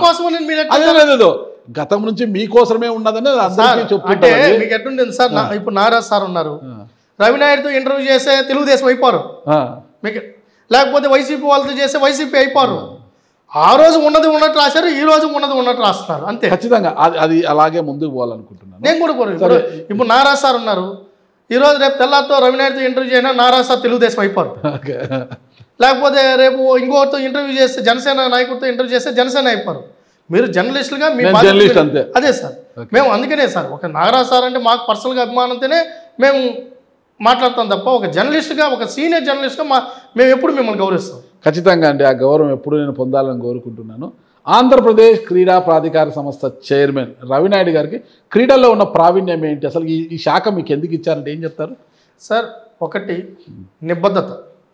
నేను ఏది ఎంచుకున్నా అది పోరాటమైనా, ప్రశ్నించడమైనా, ఉద్యమమైనా, పాదయాత్ర అయినా ఎక్కడైనా కూడా ఒక నిబద్ధత తీసుకున్న టాస్క్ని ఫుల్ ఫ్లెడ్జ్గా చేయడం అనేది మా అధినేత, మా యువ నాయకులు చూశారు, గమనించారు. నేను మామూలుగా బ్యాడ్మింటన్ ఆడతాను సార్, యూనివర్సిటీస్లో కూడా బ్యాడ్మింటన్ ఆడతాను, రెగ్యులర్గా వెళ్తున్నాం. ఇంకా నేను స్పోర్ట్స్ అయిన తర్వాత నాకు టైం లేదు, వాస్తవం చెప్పాలంటే జిల్లాలు తిరుగుతున్నాం, అదైంది. పాదయాత్ర టైంలో ఆపేసాం, కరోనా టైంలో కొద్దిగా ఇంక ఊర్లోనే సరిపోయింది, అంత పల్లెల్లోకి వెళ్ళిపోయినాం అందరం. ఇది ఉన్న పరిస్థితుల్లో ఇది ఒకటైతే ఒకటి సార్, ఏదైనా అది స్పోర్ట్స్ అయినా లేకపోతే ఇంకోటైనా ఇచ్చిన దాన్ని ఫుల్ ఫ్లెడ్జ్గా చేయడం అనేది నా బాధ్యత. ఈరోజు రాష్ట్రంలో క్రీడా శాఖను గతానికి భిన్నంగా క్రీడాకారులకు ఉపయోగపడే విధంగా, క్రీడాకారుణ్ణి గుర్తించే విధంగా, గౌరవించే విధంగా, ప్రోత్సహించే విధంగా, చేపట్టుకొని నడిపించే విధంగా ఈ ఒక్క సంవత్సరంలో అనేక మార్పులు తీసుకొని రావడం జరిగింది. ఎలాంటి మార్పులు తెచ్చారు సార్? మీకు ఇక శాప్కు సంబంధించి గత బడ్జెట్లో కేటాయించిన నిధులన్నీ ఇప్పటివరకు ఏమేమి మీరు పురోగతి సాధించారు, ఎలాంటి క్రీడల్ని బయటికి తీసుకొచ్చారు సార్? వాస్తవం చెప్పాలంటే బడ్జెట్ కొద్దిగా తక్కువ కేటాయించిన మాట వాస్తవం. ఎందుకు కారణాలు ఉన్నాయి. గత ప్రభుత్వం యొక్క వాళ్ళ యొక్క అవలంబించిన విధానం వల్ల రాష్ట్రం దివాలా పరిస్థితికి నేర్పడింది. దాని తర్వాత అనేక హామీలు కూడా ఇవ్వడం జరిగింది. ఈరోజు మనం సూపర్ 6లో అనేక ఏదైతే వెల్ఫేర్కి సంబంధించిన ఇవ్వడంతో పాటు ఎమర్జెన్సీగా అభివృద్ధి చేయాల్సిన కార్యక్రమాలతో పాటు కొన్ని ప్రణాళికాబద్ధంగా కొన్ని చేయాల్సినవి ఉన్నాయి. దాంట్లో భాగంగానే స్పోర్ట్స్కి దాదాపు ఇచ్చిన ఏదైతే 100 కోట్లకు సంబంధించి ఏదైతే ఉందో ఆ 100 కోట్ల బడ్జెట్లో కూడా ఖచ్చితంగా ఉపయోగపడే విధంగానే మనం చేస్తున్నాం. గతంలో ఆగిపోయిన క్రీడా వికాస కేంద్రాలని పూర్తి చేస్తున్నాం. ఈరోజు మేము మేజర్ చేస్తున్నాం కదా, ఎన్ని చేశారు, ఎన్ని టేక్ ఓవర్ చేశారు? మాకున్న దాని బడ్జెట్ ప్రకారం ఈరోజు మేము ఏదైతే ఉందో 33 కేవీకేలు పూర్తి చేయాలనేది ఒక ప్రణాళిక రచించాం క్రీడా వికాస కేంద్రాలు. దాంట్లో ఇప్పటికి 16 పూర్తయ్యాయి. ఈ ఎక్కడెక్కడ? ఈరోజు కాళహస్తి, తర్వాత తిరుపతి రైఫిల్ షూటింగ్ సెంటర్, దాంతోపాటు పరుచూరు, విజయ్ స్టేడియం విజయనగరం, తర్వాత వచ్చేసి ఏదైతే ఖేలో ఇండియా కింద మహిళా యూనివర్సిటీలో గత ప్రభుత్వంలో టేక్ ఓవర్ చేసినట్టు ఒకటే కదా మీకు గత ప్రభుత్వంలో టేక్అవుట్ చేయాలి. అది 2017లో చంద్రబాబు నాయుడు గారు ప్రతి నియోజకవర్గానికి క్రీడా వికాస కేంద్రం ఉండాలని ఆ రోజు 360 కోట్ల రూపాయలు బడ్జెట్ కేటాయించి ఆ రోజు ఫౌండేషన్ వేసి కన్స్ట్రక్షన్ జరుగుతున్న తరుణంలో కొన్ని 80% అయినాయి, కొన్ని 70% అయినాయి, కొన్ని 50% అయినాయి. కొన్ని ఫౌండేషన్స్లో మీరు కూడా అనంతపురంలో చూస్తుంటారు, కొన్ని ఏదైతే దాంట్లోనే ఆగిపోయి ఉన్నాయి. అవన్నీ ఏవైతే ఉన్నాయో గత 5 సంవత్సరాలు వాటిని పట్టించుకోవాలి సార్. ఒక్కటి కూడా విజయ్ స్టేడియం 89% పూర్తయింది. ఆ 11% పూర్తి చేస్తుంటే ఆ విజయనగరంలో ఉన్న మల్టీపర్పస్ విజయ్ స్టేడియం క్రీడాకారులకు అందుబాటులోకి వచ్చింది. అది చేయలే, దాన్ని వదిలేశారు. ఈరోజు అవన్నీ రీఎస్టిమేషన్లు వేస్తే ఆ రోజు 50 లక్షలతోనో 70 లక్షలతో అయిపోయే పని ఈరోజు 1.5 కోటి అవుతుంది. ఎందుకంటే స్టీలు సిమెంట్ రేట్ పెరిగిపోయింది. అక్కడంతా మొక్కలు పట్టినాయి. కొన్ని ఏదైతే పిల్లర్స్ కాడి నుంచి లేపి వాల్స్ అన్ని డ్యామేజ్ స్టేజ్లో ఉన్నాయి, వాటిని కొట్టి మళ్ళీ పర్ఫెక్ట్ కన్స్ట్రక్షన్ చేయాలి. ఇవన్నీ చేసుకుంటూ వస్తున్నాం. తర్వాత సిఎస్ఆర్ ఫండ్కు ప్రయత్నం చేస్తున్నాం. ప్లేయర్ అడాప్టేషన్, గేమ్ అడాప్టేషన్ ఇవన్నీ కూడా తీసుకొని వచ్చాం. మీరు ఇంకోటి, ఒకప్పుడు Haryana the best sports policy, Orissa the best sports policy అనే పరిస్థితిలో ఉంది. మీకు ఇంకో దరిద్రం ఏంటంటే, బాధాకరం ఏంటంటే, నిజంగానే బాధేస్తుంది ఏంటంటే 2017లో చంద్రబాబు నాయుడు గారు ఏదైతే స్పోర్ట్స్ పాలసీ తీసుకొని వచ్చారో ఆ పాలసీని 5 ఏళ్ళు కొనసాగించారు. వీళ్ళ గవర్నమెంట్ పాలసీ తీసుకుని రాలే. గత గవర్నమెంట్ చంద్రబాబు నాయుడు గారు ఏవైతే పాలసీ తీసుకుని వచ్చారో ప్రతి ఇన్స్టిట్యూట్కి ఒక పాలసీ ఉండాలి. ఆ పాలసీని అదే కొనసాగించారు. ఎవరైనా ఒక నాయకుడు మీరున్నారు సార్, మీరు ఒక కొత్త ఆలోచనతో ముందుకెళ్ళినప్పుడు ఇంకా భిన్నంగా ఇంకా బెటర్గా ఏం చేయాలని ఆలోచించాలి. గత 5 ఏళ్ళలో క్రీడా శాఖకు సంబంధించి పాలసీ తీసుకొని రాలేదు. పాలసీ అయిపోయి 2.5 సంవత్సరాలు పరిపాలన చేశారు వీళ్ళు. వాళ్ళు తేలేదు కాదు. అందుకే మనం ఏం చేసాము, ప్రతిపక్షంలో ఉన్నారు, మీరు తీసుకొచ్చి ఇప్పుడు ఏం చేస్తారో చెప్పండి. ది బెస్ట్ స్పోర్ట్స్ పాలసీ తీసుకొని రావడం. బెస్ట్ అంటే ఏం తెచ్చారు సార్? 40 సంవత్సరాల నుంచి క్రీడాకారులు ఎన్టీ రామారావు గారిని కలిశారు. అప్పటి నుంచి చాలా మంది ముఖ్యమంత్రులు కలిశారు. 2002లో చంద్రబాబు నాయుడు గారు క్రీడాకారులు ఏం అడిగారంటే, అసోసియేషన్స్ క్రీడాకారులు, సార్ మేము నేషనల్ మెడలిస్టులు అవుతున్నాం, మేము మెడల్స్ తీసుకొని వస్తున్నాం, మేము గౌరవంగా జీవించడానికి మాకు ఉద్యోగ భద్రత కల్పించండి అని చెప్పి అడిగినప్పుడు చంద్రబాబు నాయుడు గారు 2002లో 2003లో ఒక ఆలోచన చేసి ఖచ్చితంగా వీళ్ళకి డైరెక్ట్ ఉద్యోగ భద్రత కల్పించగలిగితే నేషనల్ మెడలిస్టులకి వీళ్ళు మళ్ళీ ఉద్యోగం చేసుకుంటూ ట్రైన్ అవుతూ మళ్ళీ ఏషియన్ మెడలిస్టులుగానో ఇంటర్నేషనల్ స్థాయికి వెళ్ళే పరిస్థితి ఉంటుందని ఆలోచించారు. దురదృష్టవశాత్తు గవర్నమెంట్ పోయింది. తర్వాత అది అయిపోయింది. ఈ విషయాన్ని మళ్ళీ ముఖ్యమంత్రి గారి దృష్టికి తీసుకెళ్ళినప్పుడు ఫస్ట్ టైం దేశ చరిత్రలోనే క్రీడాకారులకు మన రాష్ట్రంలో వితౌట్ ఎగ్జామ్తో వాళ్ళు మెడలిస్ట్ అయితే చాలు, వాళ్ళు పథకం సాధిస్తే చాలు ఉద్యోగం ఇచ్చే కార్యక్రమానికి శ్రీకారం. అది కూడా 100కు 3 ఉద్యోగాలు ఇచ్చే విధంగా 3% రిజర్వేషన్ కల్పించడంతో పాటు నో ఎగ్జామ్, మెడల్సే వాళ్ళకి అర్హత, చదువుండి మెడల్స్ వస్తే ఉద్యోగం ఇచ్చే కార్యక్రమం. 420 పోస్టులు కేటాయించడం జరిగింది. ఓకే, 400 క్వాలిఫైడ్స్ అందరూ. ఇప్పుడు మీరు చూసే ఉంటారు 81 మంది ఇంటర్నేషనల్ ప్లేయర్స్ వచ్చారు. దాంట్లో 81 మెంబర్స్ వీళ్ళందరూ పీఈటీలే. నైపుణ్యం గల వాళ్ళు ఎంత ఉన్నారు, దొంగ సర్టిఫికేట్ వాళ్ళు ఎంతమంది ఉన్నారు అంటే 2 రకాలు ఉంటాయి సార్. సర్టిఫికెట్లు ఇష్యూ చేసేది associations, federations, sports authority issue చేయదు. వాటిని కట్టడి చేసే దానికోసం ఈరోజు 6000 మంది పైన అప్లై చేసుకుంటే 800 పైచీలకు దొంగ సర్టిఫికెట్లు పట్టుకోవడం జరిగింది. 800 పైచీలకు అంటే ఎంత స్క్రూటినైజ్ చేసామో మీరు ఒకసారి ఆలోచించండి.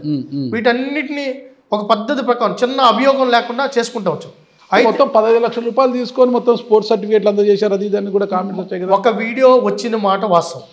ఒక ఇద్దరు మధ్య సంభాషణ వస్తే దాని మీద ఇమీడియట్లుగా FIR కట్టించి వాళ్ళని అరెస్ట్ చేయించాం. ఎవరైతే వీడియోలో మాట్లాడిన ఆడియో ఉందో వాళ్ళని అరెస్ట్ చేసాం. దాన్ని చేస్తే జస్ట్ ఇది ఒక బ్లాక్ మెయిల్ ఏదైతే ఉందో ఇలాంటి కొంతమంది తయారవుతారు. ఒక్కొక్క నోటిఫికేషన్కి ఇలా తయారవుతున్నారు. దాంట్లో ఈ సంబంధం లేదని తేలింది. అయినా కూడా చట్ట ప్రకారం అతన్ని జైలుకు పంపించాం, కేసు కట్టించాం. నేను కానీ మా మంత్రి గారు కానీ అనేక సందర్భాల్లో చెప్తాం, స్పోర్ట్స్ సర్టిఫికెట్ అనేది ఫేక్ క్రియేట్ చేయడం అంటే రక్తపు కూడు తిన్నట్టే. మేము కూడా యూటీవీ ద్వారా అందరికీ చెప్తున్నాం. ఒక క్రీడాకారుడి కష్టాన్ని అది ఎవరు దుర్వినియోగం చేసినా అది వాడి రక్తం, వాడి కష్టం, వాడి శ్రమ, ఎంత కష్టపడితే వాడు నేషనల్ మెడలిస్ట్ అవుతాడు. దాన్ని ఎవడన్నా అలాంటి ఆలోచన వచ్చినా వదిలిపెట్టడం, ఉపేక్షించాం. ఈ ప్రక్రియ పూర్తయింది. ఇప్పుడు ఆ మొన్నే అసోసియేషన్స్తో మీటింగ్ పెట్టాం, చాలా గట్టిగా కూడా చెప్పాం. కొంతమంది మంచి అసోసియేషన్స్ ఉన్నాయి, బాగా వాళ్ళే సొంత డబ్బు పెట్టి ట్రైన్ చేస్తున్నారు, ఆడిస్తున్నారు. కొంత మా దృష్టికి వచ్చాయి, ఏవే గేమ్స్ వచ్చాయి వాళ్ళందరికీ హెచ్చరిక జారీ చేసాం, ఫెడరేషన్కి లెటర్లు రాస్తున్నాం, కొన్ని కేసులు కూడా పెడుతున్నాం. ఎవరిని వదిలిపెట్టే ప్రసక్తి లేదు. అయితే ఈడ కొన్ని అసోసియేషన్కి, ఫెడరేషన్స్కి కొన్ని వాళ్ళకి హక్కులు ఉన్నాయి. అది స్వయం ప్రతిపత్తంగా సంబంధించిన వాటిని ప్రభుత్వం కట్టడి చేయలేదు. వాటి మీద ఇప్పటికే ఫెడరేషన్కి లెటర్ రాయడం జరిగింది. మొన్నే కేంద్ర ప్రభుత్వం కూడా స్పోర్ట్స్ బిల్ తీసుకొని రావడం జరిగింది. దానివల్ల మరింతగా వీటిని కట్టడి చేసే అవకాశాలు ఉంటాయి. అందుకనే మనం ఏం చేసామంటే డీజీ లాకర్ సిస్టమ్ తీసుకొని వచ్చాం, క్రీడా యాప్ని తీసుకొని వచ్చాం. ఇప్పటికే దాన్ని ఇంకా అవేర్నెస్ చేయాలి, గ్రాస్ రూట్లకి ఇంకా బాగా తీసుకెళ్తాం. డీజీ లాకర్ సిస్టమ్ అనేది ఫస్ట్ టైం మన స్టేట్లో దాన్ని ఇంప్లిమెంటేషన్ చేస్తున్నాం. ఇప్పటివరకు ఏ రాష్ట్రం అంత ప్రయోగం చేయలే, మన స్టేట్లో చేస్తున్నాం. ఎందుకంటే క్రీడాకారుడు అనేవాళ్ళు స్కూల్ లెవెల్లో నుంచే ఏ లెవెల్లో ఎంటర్ అయ్యాడు, ఏ లెవెల్లో ఎగ్జిట్ అయ్యాడు, వాళ్ళు ఫైనల్ సర్టిఫికెట్ ఏంటి, బ్యాకప్ సర్టిఫికెట్ ఏంటి, ఇవన్నీ కూడా డీజీ లాకర్ సిస్టమ్ లేదు. ఆధార్ కార్డు పారదర్శకంగా ఉంటుందా 100%. సార్ ఇప్పుడు మేము చూసాండి, ఇప్పుడు మనం ఎయిర్పోర్ట్స్లో కూడా డీజీ లాకర్ సిస్టమ్ ఆధార్ కార్డుతో అనుసంధానం చేసాం. వాడు రెటీనా కావచ్చు, తర్వాత ఫింగర్ కావచ్చు, ఇవన్నీ వచ్చేసాయి. ఇంకా ఆధార్ కార్డు అనేదే ఇప్పుడు మనకున్నది. దాన్ని సార్ అనేక సంస్కరణలు మొదలుపెట్టాం. గతంలో ఇవి లేవు. అసోసియేషన్స్తో మాట్లాడినవాడు కూడా లేడు, ఈ విధంగా చెప్పినవాడు కూడా లేడు, పాలసీ తీసుకొని వచ్చిన పరిస్థితి లేదు. ఈరోజు 3% రిజర్వేషన్ ఇచ్చాం. ఈ ఏ నోటిఫికేషన్ ఇచ్చినా 100కు 3 ఉద్యోగాలు క్రీడాకారులకి హారిజాంటల్ రిజర్వేషన్ ఇచ్చాం. దాంతోపాటు ది బెస్ట్ ఇన్సెంటివ్స్ ప్రకటించాం. ఒలింపిక్స్లో కానీ గోల్డ్ మెడల్ వస్తే 7 కోట్ల రూపాయలు ఇచ్చే కార్యక్రమం, గ్రూప్ 1 పోస్ట్ ఇస్తున్నాం. తర్వాత బ్రాంజు సిల్వర్కి అయితే 3 కోట్లు 5 కోట్లు ఇచ్చే కార్యక్రమం తీసుకున్నాం. ఏషియన్ మెడలిస్టులైనా, ఒలింపిక్ అదేవిధంగా ఖేలో ఇండియా మెడలిస్టులైనా, నేషనల్ మెడలిస్టులైనా, చివర స్కూల్ గేమ్స్లో ఎస్జిఎఫ్ గేమ్స్లో ఆడే క్రీడాకారులు నేషనల్లోకి వస్తే వాళ్ళకు కూడా 3 లక్షలు ఇచ్చే కార్యక్రమం తీసుకున్నాం. అసోసియేషన్స్కి ఎవరైతే ఉన్నారో వాళ్ళకి క్రీడాకారులకు వచ్చిన డబ్బు దాంట్లో వాళ్ళంత ముందు తీసుకునేవాళ్ళు, దాన్ని కూడా పక్కన పెట్టి 10% మనమే డైరెక్ట్గా అసోసియేషన్స్కి ఇచ్చే కార్యక్రమం తీసుకున్నాం. ఇప్పుడు అంతకుముందు స్పోర్ట్స్ ఎక్విప్మెంటే లేకుండా ఉండేది, ఇప్పుడే 4 కోట్ల రూపాయలతో స్పోర్ట్స్ ఎక్విప్మెంట్ కూడా తీసుకొని వస్తున్నాం. కడప స్పోర్ట్స్ స్కూల్లో ఒక బీసీ ఎస్సీ హాస్టల్ లాగా చేసేస్తున్నారు. దాన్ని బైఫర్కేట్ చేసి ఎవరైతే నిజమైన క్రీడాకారులు ఉన్నారో వాళ్ళని 4వ క్లాస్లో ఎంట్రీ టైంలోనే నేనే కూర్చొని నాగార్జున యూనివర్సిటీలో నేనే కూర్చొని క్రీడాకారులు సెలెక్ట్ చేస్తే ఇంకా 20 సీట్లు పెండింగ్ మిగిలిపోయాయి. అంతకుముందు ఏంటంటే ఎమ్మెల్యే లెటరు బయట చైర్మన్ అంటే ఒక 10 సీట్లు తీసుకోవడం, ఫ్రీ ఫుడ్ ఫ్రీ ఆ పరిస్థితి ఉండకూడదు. ఇది ప్రత్యేకంగా చూడాల్సిన విభాగం. ఇది ఒక ఎమోషన్, ఇది ఒక ప్రమోషన్. స్పోర్ట్స్ అనేది ప్రమోట్ చేయాలి, ఎప్పటికప్పుడు నిరంతరం ప్రమోట్ చేయాలి. ఒక ఎమోషన్తో కూడుకున్న సబ్జెక్ట్. దీన్ని ఎంత చేయాలో అంత చేస్తున్నాం. మొన్నే అమరావతి ఛాంపియన్షిప్ పెట్టాం. ఎప్పుడు చేయలేని విధంగా 22 సంవత్సరాలకే కట్ ఆఫ్ పెట్టి district level selection, state level, zonal level meet, state level meet 24,700 మంది క్రీడాకారులను భాగస్వాములు చేశాం.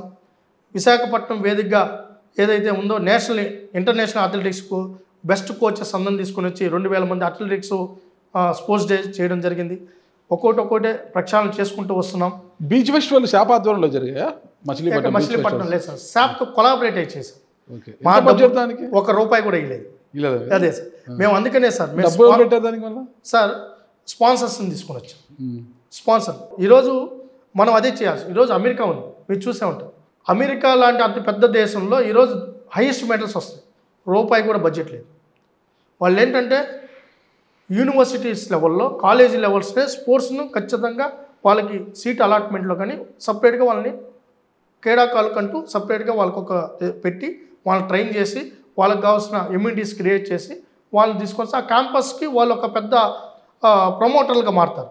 అలానే ఇప్పుడు మేము కూడా ఏమవుతుందంటే కొన్ని కంపెనీస్ బ్యాంకర్స్ని కలుస్తున్నాం, పెద్ద జిందాల్, అదేవిధంగా రిలయన్స్ లాంటి పెద్ద సంస్థలను కూడా వెళ్తున్నాం. లోకేష్ గారు ఒక పక్క కంపెనీస్కి చెప్తున్నారు.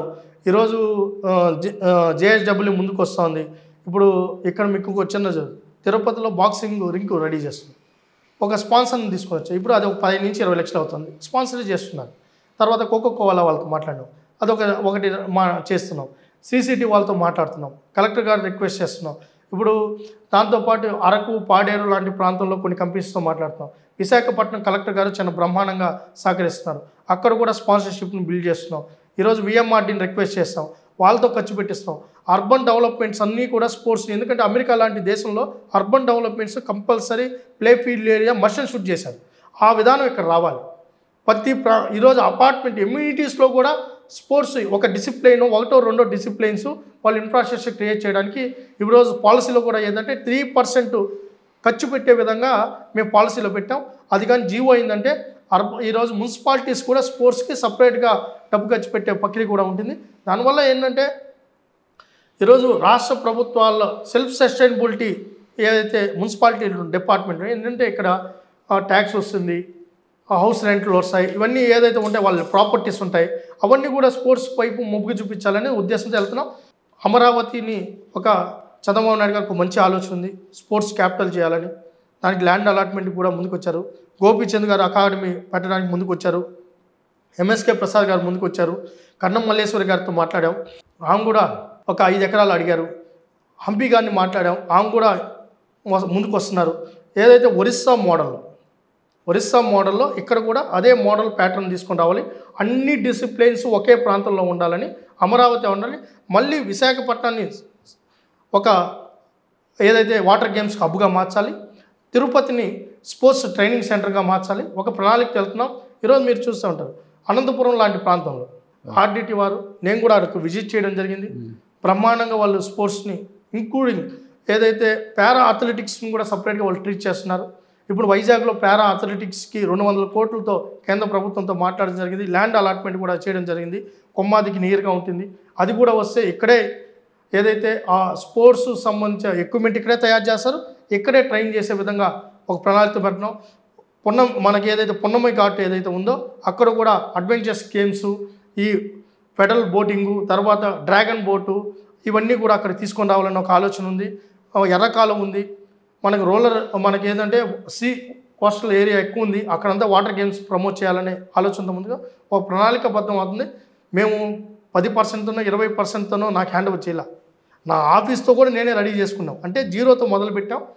ముఖ్యమంత్రి గారి సహకారం, పవన్ కళ్యాణ్ గారు, లోకేష్ గారి సహకారంతో ఈ స్పోర్ట్స్ డిపార్ట్మెంట్ని ఒక ప్రణాళికబద్ధంగా ముందుకు తీసుకెళ్ళాలని ముందుకెళ్తున్నాం. ఓకే, మీరు అన్నారు ఆర్డిటి అంటే అనంతపురంలో క్రీడలకు ఆర్డిటి సంస్థ ఎంతటి ప్రాధాన్యం ఇస్తుందో బాగుంది ఇప్పుడు అన్నారు కదా మీరు. అలాంటి ఆర్డిటికి ఎఫ్సిఆర్ఐ పునరుద్ధరణ కోసం కేంద్రం మోకాలడింది. అంటే ఈరోజు డబుల్ ఇంజన్ సర్కార్ ఉంది, ఏపీలో కూటమి ప్రభుత్వం, కేంద్రంలో ఇండియా సర్కార్ ఉంది కదా. మరి ఎఫ్సిఆర్ పునరుద్ధరణకు ఆంధ్రప్రదేశ్ నుంచి ఒక్క తీర్మానం కూడా కేంద్రానికి ఎందుకు వెళ్ళలేదంటారు? మీరు ఒక్కసారి మళ్ళా ఒకసారి మీ దృష్టికి వచ్చి ఉంటుంది. ఆర్డిటి పాదయాత్రలనే సెంటర్ని లోకేష్ గారు సందర్శించారు. ఆ రోజే వాళ్ళు చేస్తున్న సేవలు కావచ్చు, వాళ్ళు చూపిస్తున్న చొరవ కావచ్చు, ఆ రోజే అభినందించడం జరిగింది. ప్రభుత్వంలోకి వచ్చిన తర్వాత ప్రమాణ స్వీకారానికి కూడా వాళ్ళని గౌరవంగా పిలవడం జరిగింది.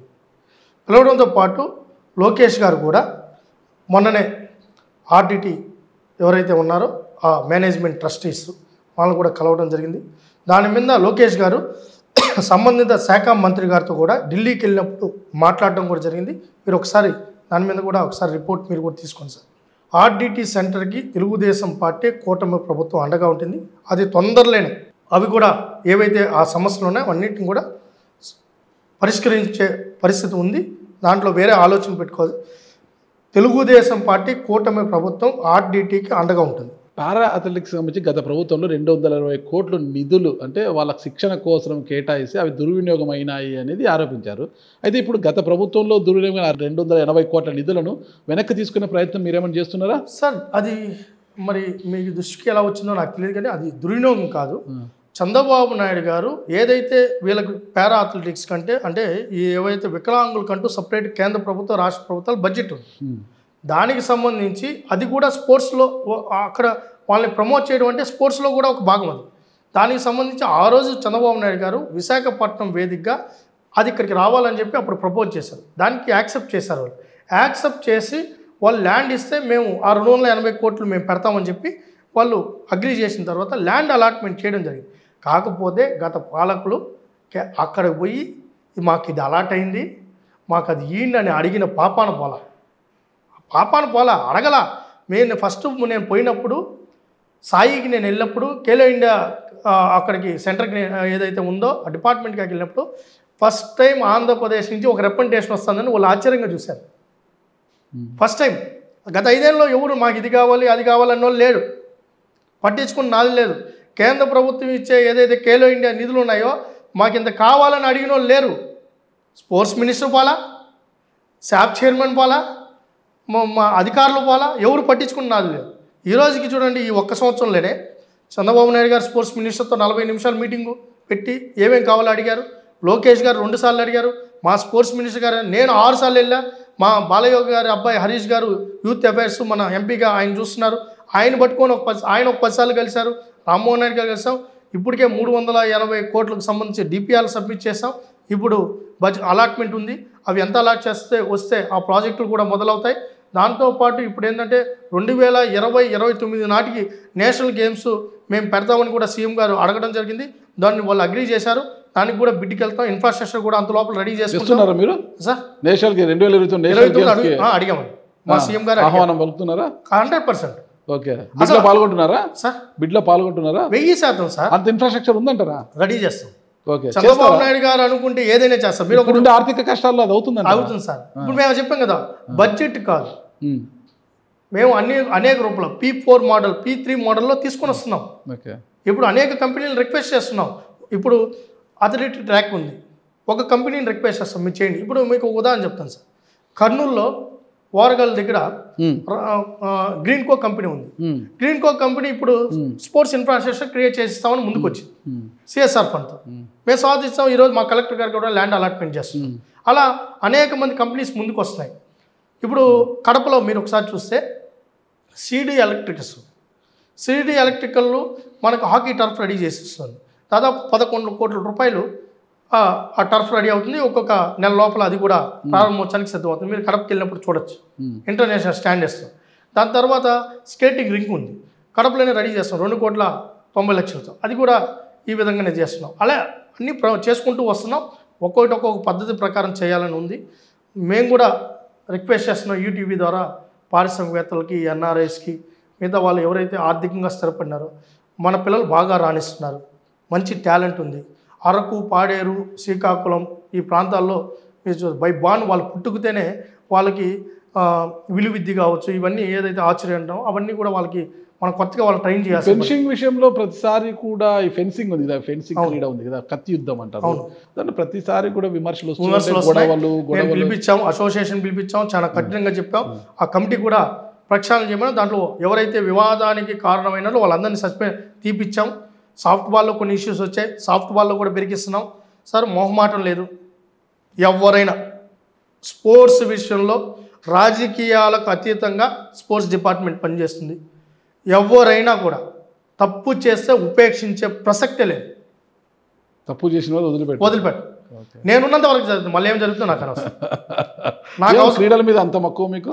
సార్ నేను క్రీడల మీద మక్కువ, నేను చెప్పాను కదా ఒక ఎమోషన్స్ సార్. నేను ఇప్పుడు మనకిచ్చింది ఒక బాధ్యత సార్. నేను చంద్రబాబు నాయుడు గారిని చూస్తూ పెరిగా. ఆయన ఏ విధంగా పేరు తెచ్చుకున్నారో సార్, నాకు ఆ తాపత్రయం ఉంది. దానిలో భాగంగా ఇప్పుడు ఒకటి జెన్యూన్గా ఉండాలి, నిజాయితీగా పనిచేద్దాం. ఆ నిజాయితీతో ఆ డిపార్ట్మెంట్ డెవలప్ అవ్వాలని నా కోరిక. మీరు డెవలప్మెంట్ కోసం పాటుపడవచ్చు, అన్నీ బాగున్నాయి. అనవసరంగా ఇతరులపైన అనవసరం వ్యాఖ్యలు చేయడం కూడా కొంత ఇబ్బందికర పరిస్థితులు. గతంలో పనిచేసిన శాప్ చైర్మన్గా పనిచేసిన బైరెడ్డి సిద్ధార్థ రెడ్డి నా ముందర కిడ్డు అది ఇదని మాట్లాడారనమాట.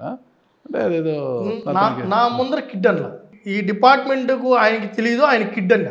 అదే మీకు తెలిసింది ఏముంది? ఇప్పుడు నాతో మాట్లాడారు, మీరే ఒక అంచనా కూర్చోండి. ఓకే. నేను వచ్చిన తర్వాత ఈరోజు నేనేమో అనిన మాట ఏంటంటే, ఆయన ఒక మాట అన్నాడు, ఆయన ఒప్పుకున్నాడు, నేను మాట్లాడిన మాట కాదు. ఆయన్ని ఒక విలేకరు ఒక క్వశ్చన్ వేశారు, ఏమండి ఆడుదా వాందాలో అవినీతి ఎంత జరిగిందంటే, ఏం జరిగింది? విశాఖపట్నానికి ఒకసారి పిలిచారు, ఇంకాడికో ఒక చోట పిలిచారు, ఒక ప్లేట్ మీల్స్ పెట్టారు, ఇంకేం చేశారండి? ఒక బాధ్యతాయుతమైన శాప్ చైర్మన్గా ఉండి ఆడుదా వాందాలో ఏం జరిగిందో ఏం జరగలేదో చెప్పాల్సింది పోయి నాకేమీ తెలియదు, నేను పిలిస్తే పోయినా నువ్వెందుకయ్యా చైర్మన్? నువ్వు పిలిస్తే పోయేదానికి నువ్వు చైర్మన్ ఎందుకు? కరెక్ట్, అదే అంటున్నారు అనమాట. అంటే బైరెడ్డి సిద్ధార్థ కిడ్డా ఇంకోటి పక్కన పెడితే ఒక mass leader Byreddy Siddhartha, mass లీడర్కి ఆ శాఖ వచ్చింది. కానీ లోకేష్ అండదండలతో శాప్ చైర్మన్ కుర్చీ తెచ్చుకున్న రవినాయుడు పరిస్థితి ఏంటి అనేది అవతల నుంచి వస్తున్న ప్రశ్నలు. నేను ఒకటి అంటున్నాను, మాస్ లీడర్ అంటే ఆయన ఏమన్నా పోరాటం చేశాడా? ఏం చేశాడు ఆయన చరిత్ర ఏంది? నాకు ఒక రికార్డు ఉంది సార్, మీరే చెప్పారు 2005లో విద్యార్థి నాయకుడు రాజశేఖర రెడ్డి గారిని ప్రశ్నించారు, లేకపోతే దీనికోసం పోరాటం చేశారు, దీనికోసం నిరుద్యోగుల పక్షాన్ని నిలబడ్డారు, జైలుకి వెళ్ళారు, పోరాటం చేసావు, 18 ఏళ్ళు విద్యార్థి యువజన నాయకుడిగా ఉన్నావు అని మీరే అడిగినారు. నాది ట్రాక్ రికార్డ్ ఇది. ఆయన ఎక్కడ పోరాటం చేశాడు, ఏ సమస్య మీద పోరాటం చేశారు, ఎవరి కోసం నిలబడ్డాడు అంటే? సార్ ఇప్పుడు మేము చెప్తాము, ఆయన ఏదో సినిమా ఒకటో రెండో డ్యాన్స్లు వేసినట్టు ఎక్కడో చూశాను నేను. ఆయన మరి ఏమన్నా ఉంది, బహుశా మేము కూడా చెప్తాం వాళ్ళ పెద్దనాయన లెగసీయో వాళ్ళ తాత లెగసీతో వచ్చి ఉండొచ్చు, లేకపోతే ఏదైనా మాటలతో 4 మాటలు మాట్లాడు. సార్ నేను పని చేసేవాడికి పని మీద ఉంటుంది, ఇప్పుడు మాటలు చెప్పే వాళ్ళకి వేరే విధంగా ఉంటుంది. ఇప్పుడు ఆయన ఏంటంటే హైదరాబాద్లో కూర్చొని 4 ఛానల్తో, నేను రోజు హైదరాబాద్లో కూర్చొని 4 సెటైరికల్ మాటలు వయసుతో సంబంధం లేకుండా చంద్రబాబు నాయుడు గారు లాంటి వ్యక్తుల్ని, స్థాయి మించిన వ్యక్తులని గురించి ఎట్టంటే మాట్లాడితే నాకు కూడా వ్యూవర్షిప్ వచ్చేస్తుంది. నేను కూడా రేపు తెల్లారితో ఆయన యూత్ ఐకాన్ అంటే ఎట్ట యూత్ ఐకాన్ ఆయన? ఎవరు యూత్ ఐకాన్? ఎక్కడ యూత్ ఐకాన్? ఎవరి కోసం నిలబడితే యూత్ ఐకాన్ అన్నాడు. నేను సూటిగా నా ట్రాక్ రికార్డ్ ఇది, ఆయన రికార్డు ఏందో చెప్పండి. ఎవరి కోసం పోరాడారు? కడప స్టీల్ ప్లాంట్ కోసం పోరాడారా? లేకపోతే గాలేరు నగిరి కోసం పోరాడారా? లేకపోతే సుజల స్రవంతి కోసం పోరాడారా? మొచ్చుమర్రి కోసం పోరాడారా? గాలేరు నగర్ సుజల్ స్రవంతి అంతా ఒకటే. ఏదైనా కానీ సార్, ఏదైనా కానీ నేను చెప్పేది ఏదైతే ఉందో, ఏ ప్రాజెక్టు గురించి మాట్లాడినా, లేకపోతే కర్నూలుకు సంబంధించి, లేకపోతే వచ్చామన్నది కాదన్న, బుల్లెట్ దిగిందా లేదా కదా. ఆయన వచ్చినట్టునే మాస్ లీడర్ అయిపోయాడు కదా, యూత్ అంతా ఫుల్ ఫాలో అయిపోయింది. నేను వచ్చిన తర్వాత షాప్లో దిగింది సార్. ఆయన వచ్చిన నాకేది ఆయన సార్, నేను ఫస్ట్ మీకు తెలీదు, ఆయన ఏదైతే ఛాంబర్ ఉందో ఆ ఛాంబర్లో చూసిన తర్వాత అక్కడ బాధ్యతలు తీసుకుంటే బాగుండదని పక్కన బోర్డు మీటింగ్ హాల్లో బాధ్యతలు తీసుకున్నా. దానికి కర్రలుగా ఉంది. నేను అడిగా, చైర్మన్ వచ్చిపోరా అంటే, 6 నెలలకోసారి వస్తారు సార్, కోర్టు కేసు ఉంది అయింది. ఆ కోర్టు కేసు పని మీద వచ్చినప్పుడు వీడికి వచ్చిపోతారు, ఆయన మనిషి ఎవరు ఒక ఇద్దరు పెట్టున్నారట, వాళ్ళే చూసుకుంటారని చెప్పి. అంటే సరే, నేను ఆయన గురించి నేను ఎక్కువ మాట్లాడడం నాకు ఎందుకంటే ఆయన నా గురించి ఏదన్నా మాట్లాడితే నేను మాట్లాడచ్చు, కానీ నేను అభియోగం వేసింది 2 విషయాలు. డిపార్ట్మెంటల్ పరంగా నేను మాట్లాడు, వ్యక్తిగతంగా నేను ఎక్కడా మాట్లాడు. ఆయన ఎవరో నాకు నిజంగా తెలియదు. ఆయనకు మీరు తెలుసు, మీకు ఆయన తెలుసు. సరే, బహుశా ఆయన తెలియకపోవచ్చు, నాకైతే ఆయన తెలియదు. నేను ఆయన చేసిన తర్వాత నేను చేశాను కాబట్టి, నేను ప్రతిపక్షంలో ఉన్నప్పుడే ఆడుదాం ఆంధ్ర మీద నేను ప్రోగ్రాం పెట్టా. ఇది ఒక పెద్ద స్కాము, దీనివల్ల క్రీడాకారులకు రూపాయి ఉపయోగం లేదు.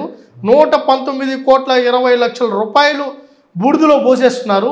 దాని బదులు జిల్లాకు ఒక 10 కోట్ల రూపాయలు ఇస్తే ది బెస్ట్ ఇన్ఫ్రాస్ట్రక్చర్ రెడీ అవుతుంది. ఇరిగిపోయిన కిట్లు, ఇరిగిపోయిన బాల్తో మీరు ఎలక్షన్ స్టన్స్ చేయకండి అని చెప్పి నేను ఆ రోజు మాట్లాడా. ఈరోజు మాట్లాడే మాట కాదు. దానికి నేను యువజన విభాగ ప్రధాన కార్యదర్శిగా, యూత్ రిలేటెడ్ సబ్జెక్ట్గా నేను ఆ రోజు మాట్లాడా. ఆ రోజు క్రీడాకారులందరూ కూడా దాన్ని ఏకీభవించి కూటమి ప్రభుత్వానికి ఓటేశారు. ఆడుదాం ఆంధ్ర గురించి ఇప్పుడు మీరు మాట్లాడారు కాబట్టి దాని గురించి అడుగుతున్నా. ఆడుదాం ఆంధ్రలో ఎంత 119 కోట్ల సంథింగ్ లక్షలు ఏదో చెప్పేశారు. ఇది స్కామ్ అంటారా, లేకపోతే అప్పటి ప్రభుత్వం వాళ్ళ పొలిటికల్ మైలేజ్ కోసము, వాళ్ళ పొలిటికల్ ప్రాపగాండా కోసము ఆ డబ్బును దుర్వినియోగం చేసింది అంటారా? రెండిట్లో ఏది కరెక్ట్? పొలిటికల్గా ఓటు కోసం ఆలోచించిన స్కీమ్ స్కామ్గా మారింది. స్కామ్గా ఎలా మారింది? నేను కూడా ఫస్ట్ బాధ్యతలు తీసుకున్నాక దీని మీద రివ్యూ పెట్టాను. మామూలుగా ఇప్పుడు నేను అమరావతి ఛాంపియన్షిప్ చేశాను, లేకపోతే హెచ్జిఎఫ్ గేమ్స్ పెడుతున్నారు, ఏదైనా స్టేట్ మీట్స్ పెడుతున్నారు. దాన్ని ఒక డిస్కషన్ చేసేటప్పుడు ఏంటంటే, గ్రాస్ రూట్ లెవెల్లో ఉన్న క్రీడాకారులని ఎలా దీంట్లో ఇన్వాల్వ్ చేయాలి, ఏ స్థాయి వరకు 2022 వరకు 22 ఏళ్ళ వరకు పెట్టాలా, 27 ఏళ్ళ వరకు పెట్టాలా, అండర్ 9 నుంచి తీసుకోవాలా ఏంటనేది ఒక అసోసియేషన్స్ అందరితో ఒక మీటింగ్ ఏర్పాటు చేసి ఒక సిస్టమేటిక్గా తీసుకోవాలి. అయితే జగన్మోహన్ రెడ్డి గారు వాళ్ళ పీకే ఏదైతే అప్పుడున్న టీం ఏదైతే ఉందో, యువత ఓట్లు ఆ పార్టీకి దూరమైనారని గ్రహించిన తర్వాత వాళ్ళకున్న ఏకైక అస్త్రం స్పోర్ట్స్. ఆ స్పోర్ట్స్ సంబంధించి ఈ విధంగా గేమ్స్ పెట్టి క్రీడాకారులందరినీ, యువతనందరినీ ఇట్లా ప్రతి పల్లెలో ఈ యాక్టివిటీస్ పెడితే ఒక 4 డిసిప్లిన్స్ తీసుకున్నారు. క్రికెట్, వాలీబాల్ ఇలాంటివి 4 డిసిప్లిన్స్ తీసుకొని ఇవి ఆడిపించి యువతనంతా వాళ్ళకు ఒక కిట్ ఇచ్చి, ఆ టీంకి కిట్ ఇచ్చి, ఆడిన వాళ్ళకి ప్రైజ్ మనీ కింద కొంత డబ్బు ఇచ్చి వాళ్ళని ఆకర్షితులు చేసుకోవాలనేది వాళ్ళ ప్లాన్ ఆఫ్ యాక్షన్. ఓకే. దానిలో భాగంగానే ఏం చేశారంటే, ఫస్ట్ శాప్ అధికారులు ఏం చేశారంటే, అండర్ 9 నుంచి ఒక డిజైన్ చేసిస్తే దాన్ని తీసి ఆ పక్కన పడేశారు. మీరు చెప్పింది కాదు, మేము చెప్పింది చేయండి అన్నారు. ఏం చెప్పారంటే, 15 సంవత్సరాలు దాటిన తర్వాత వాళ్ళు మాత్రమే తీసుకోవాలి, అంటే వాళ్ళు ఓటుగా ఉంటారు కాబట్టి వాళ్ళనే. ఎంత వయసు? 15 సంవత్సరాలు దాటి ఉండాలి, మినిమం 15 సంవత్సరాలు దాటి ఉండాలి. ఓటు ఎప్పుడు వస్తుంది? 18 సంవత్సరాలకి. అయితే కట్ ఆఫ్ 18 సంవత్సరాలని పెడితే ఏమవుతుంది, డైరెక్ట్గా ఇది పొలిటికల్ ప్లాన్ అనేది అర్థమైపోతుంది. కాబట్టి వాళ్ళు ఒక తెలివిగా 1 సంవత్సరం తగ్గించి, 1-2 సంవత్సరాలు తగ్గించి 15 సంవత్సరాలు దాటిన వాళ్ళని పెట్టారు. అంటే ఇంటర్మీడియట్ నుంచి అనుకోండి సార్, ఇంటర్మీడియట్ నుంచి ఇన్వాల్వ్ చేయమని చెప్పి ఇన్వాల్వ్ చేసిన తర్వాత ఏమైందంటే, వాళ్ళకి అది కూడా ఇన్ని డిసిప్లిన్సే పెట్టాలని చెప్పి ఒక యాక్షన్ ఆఫ్ ప్లాన్ రెడీ చేసి అది కలెక్టర్లకి హ్యాండ్ ఓవర్ చేసి, కలెక్టర్లు గ్రామ సచివాలయాలకి హ్యాండ్ ఓవర్ చేసి వాళ్ళ ఆధార్ కార్డులు తీసుకొని ఎవరికి కిట్ ఇవ్వాలి, ఎవరెవరు తీసుకోవాలి ఏంటనేది వాలంటీర్స్ని కూడా ఇన్వాల్వ్ చేశారు. ఇది వాళ్ళొక ప్రణాళికబద్ధంగానే వాస్తవానికి అతను పొలిటికల్గా ఒక ప్లాన్, పర్ఫెక్ట్ ప్లాన్ అది. మామూలుగా మీరు చూసే ఉంటారు ఎలక్షన్ టైంలో ఏ ప్రజాప్రతినిధి అయినా లేకపోతే ఇంకోరైనా ఏంటంటే ఇలాంటి స్పోర్ట్స్ యాక్టివిటీస్ ఆ ఊళ్ళలో పెట్టడం అనేది ఆనవాయితీగా జరుగుతుంది. వాళ్ళకి కిట్లు ఇవ్వడమో యువతను ఆకర్షితులు చేసుకునేది ఇవి చేస్తుంటారు. దాంట్లో భాగంగానే ప్రభుత్వ ధనంతో రాష్ట్రం అంతా కిట్లు ఇవ్వాలనేది వాళ్ళ ప్రణాళిక. ఇది వాళ్ళు దాని తర్వాత అక్కడ బాగానే చేశారు. 2 రివ్యూలు పెట్టారు సీఎం గారు, పాత సీఎం గారు పెట్టి యాక్షన్ ఆఫ్ ప్లాన్ ఇచ్చారు. దాని తర్వాత ఇక్కడ హ్యాండ్ ఓవర్ అయింది వీళ్ళకి. మంత్రి చైర్మన్ దీంట్లో స్టార్ట్ అయ్యారు. మంత్రి చైర్మన్ అయిన తర్వాత వాళ్ళు ఎవరైతే ఆర్ఎన్బికి టెండర్ ఏదైతే ఎక్విప్మెంట్ టెండర్కి వచ్చారో అక్కడ ఏం చేశారు, 100 రూపాయల సరుకుని 600 రూపాయలు కొనడం మొదలుపెట్టారు. అక్కడ మిస్యూజ్ జరిగింది.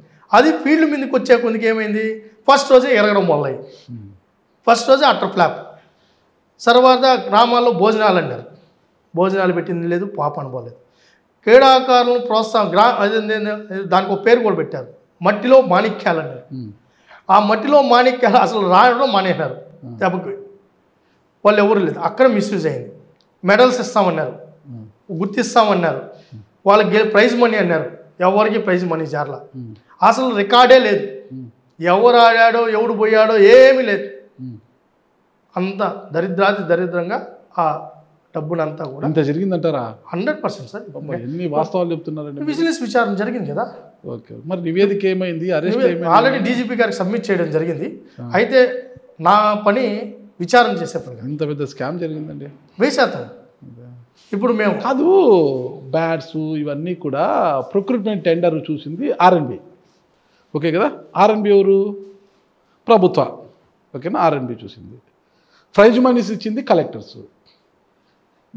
టీషర్ట్లు జెర్సీలు అంతా కూడా టెండర్ పిలిచింది ఎవరు? అప్పుడున్న క్రీడా దానికి సంబంధించిన కమిషనర్స్ ప్రద్యుమ్న గారు, ఇంకొక ఐఏఎస్ ఆఫీసరు. ఇప్పుడు ప్రద్యుమ్న గారు సీఎం గారి దగ్గర, చంద్రబాబు నాయుడు గారి దగ్గర సెక్రటరీగా ఏమో ఉన్నారు ఆయన.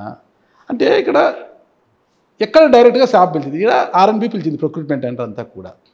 మరి ఆర్ఎన్బి దగ్గర ఎక్కడన్నా స్కామ్ జరిగిందా? ఇప్పుడు జెర్సీలు టీషర్ట్లు టెండర్లు పిలిచి ప్రద్యుమ్న గారు వాళ్ళ స్థాయిలో ఏమన్నా జరిగిందా? ఇక్కడ ప్రైజ్ మనీని ఇచ్చిందంతా కూడా కలెక్టర్ల స్థాయిలో. మరి ప్రైజ్ మనీ గెలిచినా కూడా ప్రైజ్ మనీ కలెక్టర్లు గారు ఇవ్వకుండా ఎవరు తిన్నారు, ఎవరు అకౌంట్లో లేకపోయాయి. కానీ మేము గెలిచినా కూడా మాకు ప్రైజ్ మనీ ఇవ్వలేదని ఎవరైనా క్రీడాకారులు రోడ్డెక్కి నిరసనలు తెలియజేయడం కానీ ఆందోళన కానీ చేయడం కానీ తెలిసిందా? ఇప్పుడు ప్రొక్రూట్మెంట్ టెండర్స్ జెర్సీ అంతా కూడా జెన్ పోర్టల్లో పెట్టారు. దేశవ్యాప్తంగా ఎవరైనా కూడా బిడ్లో వేయచ్చు, దాంట్లో బిడ్లో పాల్గొనవచ్చు. ఇక్కడ స్కామ్ ఎక్కడ జరిగింది? అదే మీరు ఏ డిపార్ట్మెంట్ అయినా ఒక టీం బిల్డ్ చేశారు. ఏంటంటే ఇది ప్రొక్యూర్మెంట్ ఆర్ఎన్బి పిలిచినప్పటికీ డైరెక్షన్ బై శాప్, శాపే డైరెక్ట్ చేస్తుంది. ఇక్కడ ఏవైతే ఉందో ఇది క్వాలిఫైడ్ పర్సన్స్ దీనికి లిమిటెడ్గా ఉంటారు. ఇప్పుడు ఇదేం సివిల్ కాంట్రాక్ట్ 10 మంది చేసేసేదానికి. దీనికి ఎంత ఎక్విప్మెంట్ ఇవ్వాలంటే కొంతమంది ఆథరైజేషన్. వీళ్ళు ఆల్రెడీ కొన్ని కంపెనీస్ని ఐడెంటిఫై చేశారు. 3 కంపెనీలు ఐడెంటిఫై చేసి ఆ 3 కంపెనీలు ఏవైతే ఉన్నాయో ఆ 3 కంపెనీలని వీళ్ళు కొలాబరేట్ చేశారు. నువ్వెంత తీసుకో, నువ్వెంత తీసుకో, నువ్వెంత తీసుకో. ఆ 3 కంపెనీలకు బైఫర్గేట్ చేసి ఈ 3 కంపెనీల బిడ్డు, 3 కంపెనీల బిడ్డు దీంట్లో ఎవరైతే ఉన్నా షేర్ బేసిస్ కింద చేశారు. ఇది పర్ఫెక్ట్గా మ్యాచ్ అయింది, పర్ఫెక్ట్గా వాళ్ళు అనుకున్న విధంగా చేశారు. ఇప్పుడు అధికార యంత్రాంగం జగన్ గవర్నమెంట్లో పనిచేసిందా? అధికారులకి జగన్మోహన్ రెడ్డి గవర్నమెంట్లో స్వేచ్ఛ ఉందా? వాళ్ళ చేతుల్లో పని కానిచ్చారు. వీళ్ళు చెప్పింది వాళ్ళు పోవడం తప్ప వాళ్ళకి ఏదైనా చెప్పుంటే కదా. ఇప్పుడు లాగా చంద్రబాబు నాయుడు గారు కలెక్టర్లతో పిలిచి మాట్లాడి ఎట్లా చేయండి, ఇలా డెవలప్ చేయండి, అదేవిధంగా రోడ్లు వేయాలి, టూరిజం డెవలప్ చేయండి, లేకపోతే ఇన్ఫ్రాస్ట్రక్చర్ డెవలప్ చేయండి, ఐటీ కంపెనీలు తీసుకొని రండి, పారిశ్రామిక డెవలప్ చేయమని ఏ రోజున కలెక్టర్ మీటింగ్ పెట్టారు, ముఖ్యమంత్రి కలెక్టర్లతో మీటింగ్ పెట్టారు. వీళ్ళు ఒక పేపర్ ఇస్తారు, ఫోన్ చెప్తే అన్నీ ఓరల్ ఇన్స్ట్రక్షన్. మీకు ఇవన్నీ నేను చెప్పిన తర్వాత దీనికి మీరు అడగచ్చు, ఇలా జరుగుతాయా, సంబంధం లేకుండా జరుగుతాయి, మీకు అది కూడా చెప్తా ఆధారాలతో కూడా. ఏమంటే ఇది జరిగింది. దీంట్లో పూర్తి స్థాయిలో ఆ మంత్రి బంధువు ఇన్వాల్వ్ అయ్యి ఒక పద్ధతిగా శాప్లో ఉన్న ఒక అధికారి వీళ్ళు ఒక పర్ఫెక్ట్గా తీసుకొని వచ్చి ఒక కొలాబరేషన్కి ఒక ఇంజనీర్ని ఆర్ఎన్బి నుంచి శాప్కు పంపించారు. ఇంజనీరింగ్ డిపార్ట్మెంటు సంబంధించి ఎవరైతే ఉన్నారో అతను వాళ్ళతో యంత్రాంగం నడపడం పర్ఫెక్ట్గా నడిపారు. ఇదో జెర్సీలు టీషర్ట్లు అన్నారు, అది సెక్రటరీలు కాదు, అక్కడ అది కూడా ఎవరైతే ఉన్నారో దానికి కూడా వీళ్ళే ఫైనల్ చేసేసినారు. ప్రద్యుమ్న గారు ఈరోజు ఏం చెప్పలేదా మరి? సీఎం గారి దగ్గర ఉన్నారు కదా, ప్రద్యుమ్న గారికి తెలియకుండానే ఇవన్నీ జరిగింటాయా సార్? అంటే ప్రద్యుమ్న గారు కూడా ఆ రోజు ఈ లాబింగ్లో బాధ్యులు అంటారా? నేను మీకు అదే చెప్పాను. అధికారులు ఏ రోజైనా జగన్మోహన్ రెడ్డి అధికారులు కూర్చోబెట్టుకొని ఇలా చేయండి ఇలా చేయండి అని చెప్పిన దాఖలాలు విజిలెన్స్ నివేదికలో ప్రద్యుమ్న గారిని విచారించినట్లు ఎక్కడైనా ఉందా? సార్ ప్రద్యుమ్న గారి ప్రస్తావన లేకపోతే సెక్రటరీ లెవెల్లో ఏది జరగదు సార్. కింద ఎండి గారికి ఎవరు డైరెక్షన్ ఇస్తారో అవన్నీ జరుగుతాయి. మీకు నేను సరే విజిలెన్స్లోకి నేను డెప్త్కి వెళ్ళలేదు, నాకు లేదు, నేను చేయలేదు, కానీ ఆధారాలు అయితే నేను ఇచ్చాను. నేనే రిటర్న్గా లెటర్ ఇచ్చాను. అసెంబ్లీలో దీని మీద డిస్కషన్ జరిగి మా మంత్రి గారు విచారణకు ఆదేశించారు. నా పాత్ర ఏంటి? ప్రభుత్వంలో నేను చైర్మన్ అయినప్పటికీ విచారణ విషయంలో మేము వేలు పెట్టడానికి లేదు.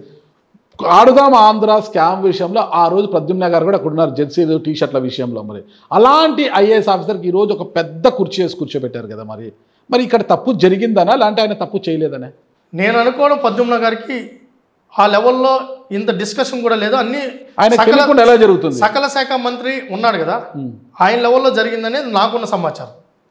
సజ్జల రామకృష్ణారెడ్డి ఏ కంపెనీని తీసుకోవాలి, ఏం చేయాలి, ఎవరితో ఎలా అటాచ్ చేయాలి, ఎవరెవరు షేర్ ఏంటనేది మొత్తం అతనే నడిపాడని. ఎక్కడ కూడా సజ్జల రామకృష్ణారెడ్డి గారి పేరు మీరు ఎంతసేపు ఉన్న రోజమ్మ గారికి బైరెడ్డి సిద్ధార్థ గారికి చెప్తారు కదా.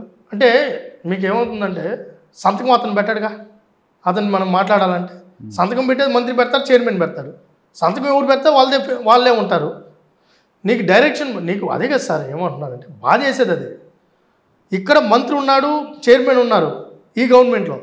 అక్కడ మొత్తం వ్యవహారం వ్యవస్థను నడిపింది ఒకే ఒక వ్యక్తి.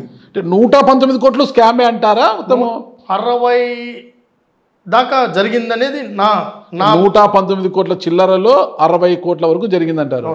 ఎవరెవరికి ఎంత ముట్టింటుంది విచారణలో తెలుస్తుంది.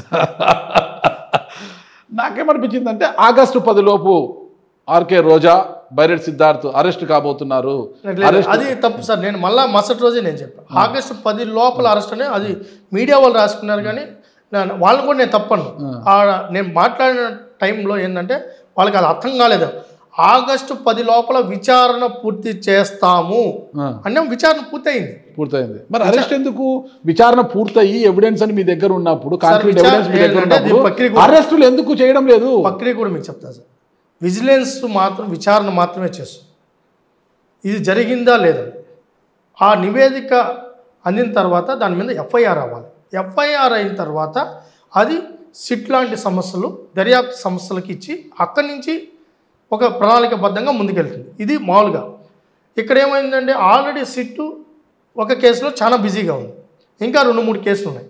100% ఇది అది ఒకరోజు రాత్రి లేట్ అవ్వచ్చో, ఒక నెల లేట్ అవ్వచ్చో, లేకపోతే ఇంకో రావచ్చు, కానీ 1000% నేను ఎవరు వదిలినా వదలకపోయినా నేనైతే వదలరు. మీరు నేను వదలను. నాకు అవమానం ఉంది. నాకు అర్థం కాలేదు, ఏమన్నా నాది మట్టి బుర్రనేమో నాకు అర్థం కాలేదు. అసెంబ్లీలో అఖిలప్రియ గారు ఆడుదాం ఆంధ్ర స్కామ్ గురించి మాట్లాడినప్పుడు స్పోర్ట్స్ మంత్రిగా ఉన్న మండిపల్లి రాంప్రసాద్ రెడ్డి గారు మాతో అన్ని వివరాలు సేకరించుకున్నాము, దీంట్లో స్కామ్ లేదు అన్నట్టుగా మాట్లాడారు. నాకు ఆ రోజు నాకు అయితే తెలియదు, నాది మట్టి బుర్ర అనుకుంటాను నేను. అఖిలప్రియ గారికి ప్రశ్నకు సమాధానంగా ఆయన ఇచ్చినట్టున్నారు. మరి ఏంటి అసలుకి అంటే మంత్రి గారు ఈ విషయంలో అంత దూకుడుగా లేరు, రవినాయుడు గారు మాత్రం చాలా లేదు. రాంప్రసాద్ అన్న మా మంత్రి గారు ఆ రోజు అదే నేను చెప్తాను, వాళ్ళ ఆలోచనలకు వెళ్ళిపోతున్నాయి. పద్ధతి వాళ్ళ ఊహ నచ్చిన అంటే ఇంకా ఊగిపోయి మాట్లాడితే కోపంగా ఉన్నట్టు, ఊగిపోయి మాట్లాడకపోతే మంత్రిగా అసెంబ్లీలో హుందాగా ఆయన ఏం చెప్పారు, మా దృష్టిలో కూడా ఉంది, దాని మీద విచారణ చేస్తాం. మంత్రి గారే కదా అసెంబ్లీలో చెప్పింది, 45 రోజుల లోపల విచారణకు ఆదేశిస్తున్నామని చెప్పి విచారణ మొదలు పెట్టాలని చెప్పి మంత్రి గారే కదా ఇచ్చింది. మరి మంత్రి గారు ఏడ ఫిక్సేషన్ అయింది, దీంట్లో జరగలేదని ఎక్కడ చెప్పారు? అఖిలప్రియమ్మ అడిగింది ఏంటంటే ఈ స్కామ్ని ఎప్పుడు లోపల ఎందుకు మీరు వెంటనే చర్యలు తీసుకోవాలంటే మంత్రో లేకపోతే ఇంకోరో చర్యలు తీసుకోవాలి. దానికి ఒక సంబంధిత శాఖలు ఉన్నాయి, వాళ్ళు విచారించాలి. ఆ విచారణ తర్వాత నివేదిక సమర్పించాలి. దాని మీద ఎఫ్ఐఆర్ అయ్యి ఎవరైతే పాత్రదారులు స్వత్తదారులను వాళ్ళు ఒక్కొక్కరిని తీసిన తర్వాత ఏ లెవెల్లో ఎంతెంత జరిగిందో అప్పుడు పూర్తిగా కోర్టుకి సార్. ఇప్పుడు వాళ్ళలాగా తలా తోక లేకుండా ఒక లెజెండరీ పర్సన్ తీసుకుని పోయి జైల్లో పెట్టినట్టు మాకేం రాజకీయ కక్షలు లేవు, నాకేం రోజుకి గెనుకారు గలాటలేవు. కానీ రోజు తిరుగుతుంటారు పాపం. ఆ మాట్లాడిన మాటలు నేను ఎప్పుడు రోజమ్మనే మాట్లాడినామని కానీ ఎక్కడ కూడా మేము చాలా మంచి వాళ్ళు రోజమ్మ అంటున్నారు. కాకపోతే బాధ ఏంటంటే అమ్మలు కూడా బాధపడతారు. అమ్మ అంటే వాళ్ళు కూడా బాధపడతారు. మా జిల్లాలో ఏ మహిళ కదా అమ్మ అనాలి తప్ప. మా జిల్లాలో ఏ చెల్లి ఏ తల్లి ఎవరు కూడా అలాంటి ఆడబిడ్డను మేము కలకూడదు అనుకుంటున్నారు మా జిల్లాలో. అవునా? 2 సార్లు ఎమ్మెల్యే అయింది మా కర్మ. ఇంకా అవరు, ఇంకా అయిపోయింది. ఆమె శృతి మించింది. మొన్న 5 ఏళ్ళు ఎన్ని మాట్లాడాలో ఎంత జుగుప్సాకరంగా ప్రవర్తించారు ఆడవాళ్ళు. కాబట్టి నేను మాట్లాడలేదు, కానీ చాలా ఇబ్బందికరమైనగా ప్రవర్తించింది. ప్రజలే గుణపాఠం చెప్పారు. దానికి ఆమె తీరు, ఆమె ప్రవర్తనే ప్రజలు గుర్తుపెట్టుకుంటారు. ఇవన్నీ ఎందుకు గుర్తుపెట్టుకొస్తారు? అన్ని గుర్తుపెట్టుకుంటారు. నాకంటే ఎక్కువ కసి మీడియాలో ఉంది, జనంలో ఉంది సార్. ఎప్పుడెప్పుడే నాకు ఎన్ని మెసేజ్లు పెడతారో నాకు తెలుసు. రోజు ఒక ట్యాగ్ ఉంటుంది. ఇంకా ఏమండి. అయితే మాకెక్కడ రాజకీయ వ్యక్తిగత కక్షలు తప్పు. నిజమైన క్రీడాకారులకు అందాల్సిన ఏదైతే నిధులు ఉన్నాయో అవి పక్కదారి పట్టాయి. దాని మీద మాట్లాడతాం తప్ప ఎవరి మీద మాకేమి. అంటే ఆడుదాం ఆంధ్ర పేరుతో పొలిటికల్ మైలేజ్తో పాటు స్కామ్ చేశారు మీరు అంటారు. 1000% త్వరలో అరెస్టులు ఉంటాయి. చట్ట ప్రకారం జరుగుతాయి. చట్ట ప్రకారం. చట్టం అధికారానికి చుట్టం కదంటారా? ఎక్కడ సార్? మేము చుట్టం అయితే జగన్మోహన్ రెడ్డి ఇంట్లో నుంచి బయట వస్తాడా? మేము చుట్టమే. బయటికి రావట్లేదు. ఆయన బెంగళూరులో ఉంటున్నాడు, అప్పుడు తాడేపల్లి టూరిస్ట్ అయిపోయినాడు సార్. ఆయనకి ఏంటంటే ఆయన ఇంట్లో ఉండడం అలవాటు. ఏడుంటే ఎవడో రోజు కలుస్తారు. ఆ కలవడం ఆయనకి ఇష్టం లేదు, ఆయనకి వెళ్ళిపోతున్నాడు. ఇంత సిద్ధాంతపరంగా ఉన్నారు, ఇంత సిద్ధాంతపరంగా మాట్లాడుతున్నారు కదా. గంగమ్మ గుడి ట్రస్ట్ బోర్డు మెంబర్స్లో మీరు ఒక మహిళను మెంబర్గా వేయించి అది అన్యమతస్తురాల్ని అక్కడ అపాయింట్ చేయించారు అనేసి సుగుణమ్మ గారు పెద్ద ఎత్తున రచ్చ చేశారని విన్నాము. అది ఫేక్ న్యూస్. అది అంటే మీకు ఏదో రాంగ్. అన్యమతస్తురాలు ఎవరు దాంట్లో లేదు. బహుశా తెలుగుదేశం పార్టీ అంటే ఇక్కడ 3 పార్టీలు ఉన్నాయి, బీజేపీ, జనసేన, టీడీపీ. నేను ఎవరికి రెఫరెన్స్ ఇవ్వలేదు. ఎవరైనా పార్టీ మనుషులు. ఎవరైనా గారికి మీకు సఖ్యతగా ఉందా రిలేషన్? బ్రహ్మాండం. మా ఇన్ఛార్జ్ ఆమె. Okay okay. నన్ను ప్రోత్సహించింది, నాకు సహకరించింది. సుగుణమ్మ గారికి అలాంటి ఆలోచన ఏం లేదు. ఇదంతా కూడా ఒకరే మాకు నాయకులు చంద్రబాబు నాయుడు గారు. ఓకే. సుగుణమ్మ గారికైనా రవినాయుడికైనా ఎవరికైనా కూడా ఏమంటుంది అధిష్టాన నిర్ణయాన్ని ప్రకారం ఎవరైనా నడుచుకోవాల్సింది. దాంట్లో వేరే ఆలోచన లేదు. పార్టీ ఎవరు కష్టపడ్డారు, ఎవరు శ్రమించారు, ఎవరి శక్తి ఏంటి, ఎవరి సామర్థ్యం ఏంటంటే పార్టీ ఒక క్యాలిక్యులేషన్ వేసుకొని పదవులు ఇస్తారు. ఆ పదవులు ఇచ్చినప్పుడు బహుశా మీరు చెప్పిన ఏదైతే పేరుందో అది జనసేనకు సంబంధించి వాళ్ళు, కానీ వాస్తవానికి అది కూడా జనసేన అయినప్పటికి కూడా వాళ్ళు పక్కా ఇది ఏదో అక్కడ ఉన్న జనసేన గ్రూపులకు సంబంధించి, ఈ తెలుగుదేశం గ్రూపులకు సంబంధించి కాదు. ఓకే. లేకపోతే తెలుగుదేశంలో అభియోగం కాదు ఇది. జనసేనలో ఇక్కడ ఏదో వాళ్ళకు ఉంది, ఇష్యూ ఉంది. బట్ అది కూడా ఏదేమైనా పవన్ కళ్యాణ్ గారి నిర్ణయం ప్రకారమే జరుగుతాయి ఆ పార్టీలో కూడా. అక్కడ వాళ్ళు సోషల్ మీడియాలో చేసుకున్నాక దానికి వివరణ ఇచ్చారు, అది అయిపోయింది. ఆ ఇష్యూ ఏం లేదు. ఒకటి మా తిరుపతికి ఇన్ఛార్జ్ సుగుణమ్మ, అంతే. దాంట్లో వేరే ఆలోచన లేదు. పార్టీ రేపు ఎవరిని పెట్టినా మీరు సపోర్ట్ చేస్తారు అంతే. పార్టీ నిర్ణయమే శిరోధారి అంతే. మీ ఇదేం లేదు. ఎమ్మెల్యేలకు స్పోర్ట్స్ నిర్వహించారు కదా ఎమ్మెల్యేలకు, అది బడ్జెట్ ఎక్కడండి? Assembly sir. నేను ఒక్క రూపాయి కూడా ఈరోజు కాదు, నా పదవైన లాస్ట్ రోజు కూడా మీరు ఒక పేపర్ ఎత్తుకొని వచ్చి ఇంటర్వ్యూ చేయొచ్చు. దీంట్లో నేను నిజంగా ఇది ఉందంటే మీరు పేపర్ బయట తీసుకొని వచ్చి నువ్వు ఇది అని నన్ను ప్రశ్నించవచ్చు. మీరు ఎప్పుడైనా రావచ్చు. అది అసెంబ్లీ. మరి మీ బతుకుబండి ఎలా నడుస్తుంది? పైన పార్లర్ కూడా తీసేసినారు, హెరిటేజ్ పార్లర్. రాజకీయాలకు ఖర్చు పెట్టుకోవాలా, రోజు వెహికల్ అంటే ప్రభుత్వం ఏదో జీతం ఇస్తుంది, డీజిల్ కూడా సరిపోదు. అది ఓకేనా, మీరు తిరగడానికి సరిపోదు. ఇంకా మీ చుట్టూ ఉన్న అనుచరగణము, ఇంకా యూత్కి ఖర్చులు ఉంటాయి, ఖర్చు గట్ట దండిగా ఉంటుంది. పాప సాయంత్రం ఏదో అది ఇది నాకైతే ఏ అలవాటు లేదు సార్. ఒక టీ తాగుతాను, బాగా తాగుతాను. మీకు లేకపోయినా పిల్లలకి అది చిన్నగా ఎక్కడి నుంచి వస్తాయి మళ్ళీ రాజకీయాలు సంపాదించకుండా 100%. ఒకటి మాకు వ్యవసాయం ఉంది. ఒకటి మళ్ళీ మీరు అడగచ్చు వ్యవసాయంలో ఏం మిగులుతున్నారు, జరిగేది జరుగుతుంటుంది. రెండోది అది కాకుండా ఈ అవుట్సోర్సింగ్ ఏజెన్సీస్ ఉన్నాయి, ఆ ఏజెన్సీని రన్ చేస్తున్నాం. అంటే ప్రభుత్వం సంబంధం లేదు సార్. మళ్ళీ మీరు అంటారు ప్రభుత్వంలో అయినా తీసుకున్నాను. నేను పదవిలో ఉన్నంత వరకు ఏ ప్రభుత్వానికి సంబంధించిన రూపాయి వరకు కూడా నేను ప్రమాణం చేయండి. నేను ప్రమాణం చేస్తాను. నేను పదవిలో ఉన్నంత వరకు శాప్లో ఒక్క రూపాయి కూడా అవినీతి జరగదు, జరగనివ్వను. నేను ఎక్కడైనా ప్రమాణం ఈ రోజు కాదు సార్.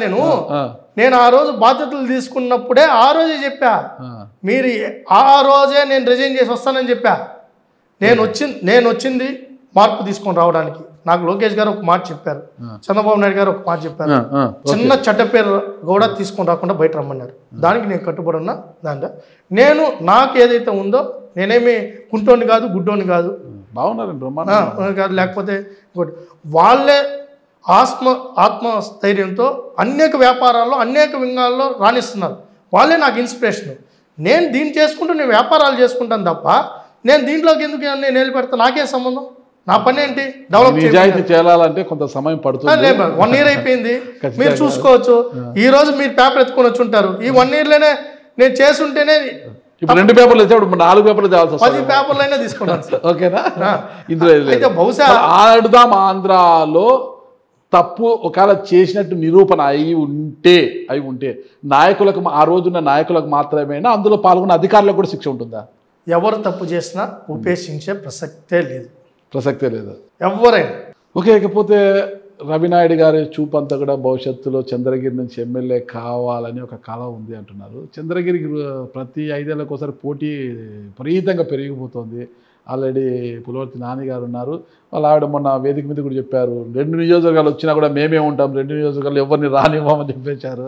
ఒక పక్క చూస్తే తుడా చైర్మన్ డాలర్ దివాకర్ రెడ్డి గారు పోటీలో ఉన్నారు, ఎమ్మెల్యే కావాలని. రవినాయుడు గారు కూడా కన్ను వేశారంటున్నారు. ఎలా? అదంతా అవాస్తవం సార్. నా అన్న ఎమ్మెల్యే పులివర్తి నాని గారు నాకు సొంత అన్నలాగా. నేను తిరుపతిలో రాజకీయం చేస్తున్నా. ఓకే. నేను తిరుపతి నుంచే కోటా కిందే నేను విద్యార్థి నాయకుడిగా, యువజన నాయకుడిగా ఉన్నా. ఎమ్మెల్యేగా నాన్న గారు కొనసాగుతారు. దాంట్లో వేరే ఆలోచన పెట్టుకోవాల్సిన పని లేదు. ఎమ్మెల్యే కావాలని ఆలోచన మీకు లేదా? చంద్రబాబు గారి నిర్ణయం, లోకేష్ గారి ఆశీస్సులు, వాళ్ళు రేపు తెల్లారితో నా పదవి తీసేసినా నేను కార్యకర్తగా ఉంటాను. అంతే. ఏది ఇచ్చితే అది తీసుకుంటా. ఈకపోతే నువ్వు ఇలా పని చేయంటే ఇలా పని చేస్తా. ఎరైన అవుతా, స్వరైన అవుతా. లోకేష్ గారి కోసం తగలబెట్టేస్తా, తగలబెట్టుకుంటా. దాంట్లో వేరే ఆలోచన లేదు. నా నాయకుడు చంద్రబాబు నాయుడు గారు, భవిష్యత్తు నాయకుడు లోకేష్ గారి కోసమే నేను ఉంటా. నేను ఒకటైతే కోరుకున్నా, చివరి రోజు వరకు రాముడికి హనుమంతుడు ఎలా ఉన్నారో లోకేష్ గారి వెంట నేను అలా ఉండాలని కోరుకునే వ్యక్తిని. నాకు ఇవి ఏవి కూడా దాంతో సమానం ఏది కాదని నేను భావించే వ్యక్తి. ఇప్పుడు లక్ష్మణుడు అనలేదు, ఎట్లా హనుమంతుడు అంటున్నారు? భక్తుడు కాబట్టి. నేను హనుమంతుడే సార్. భక్తుడు. నేను హనుమంతుడు కాబట్టి చెప్తున్నా మీకు. అంటే మీ శాప్కి సంబంధం లేదు అయినా అడుగుతున్నా. ఇప్పుడు ఆంధ్ర క్రికెట్ అసోసియేషన్ అధ్యక్షుడిగా గత ప్రభుత్వంలో శరత్ చంద్రారెడ్డి గారు ఉండేవారు, అయితే గోపీనాథ్ రెడ్డి గారు అంటారు, ఐ థింక్ ఇద్దరు ఉండేవారు.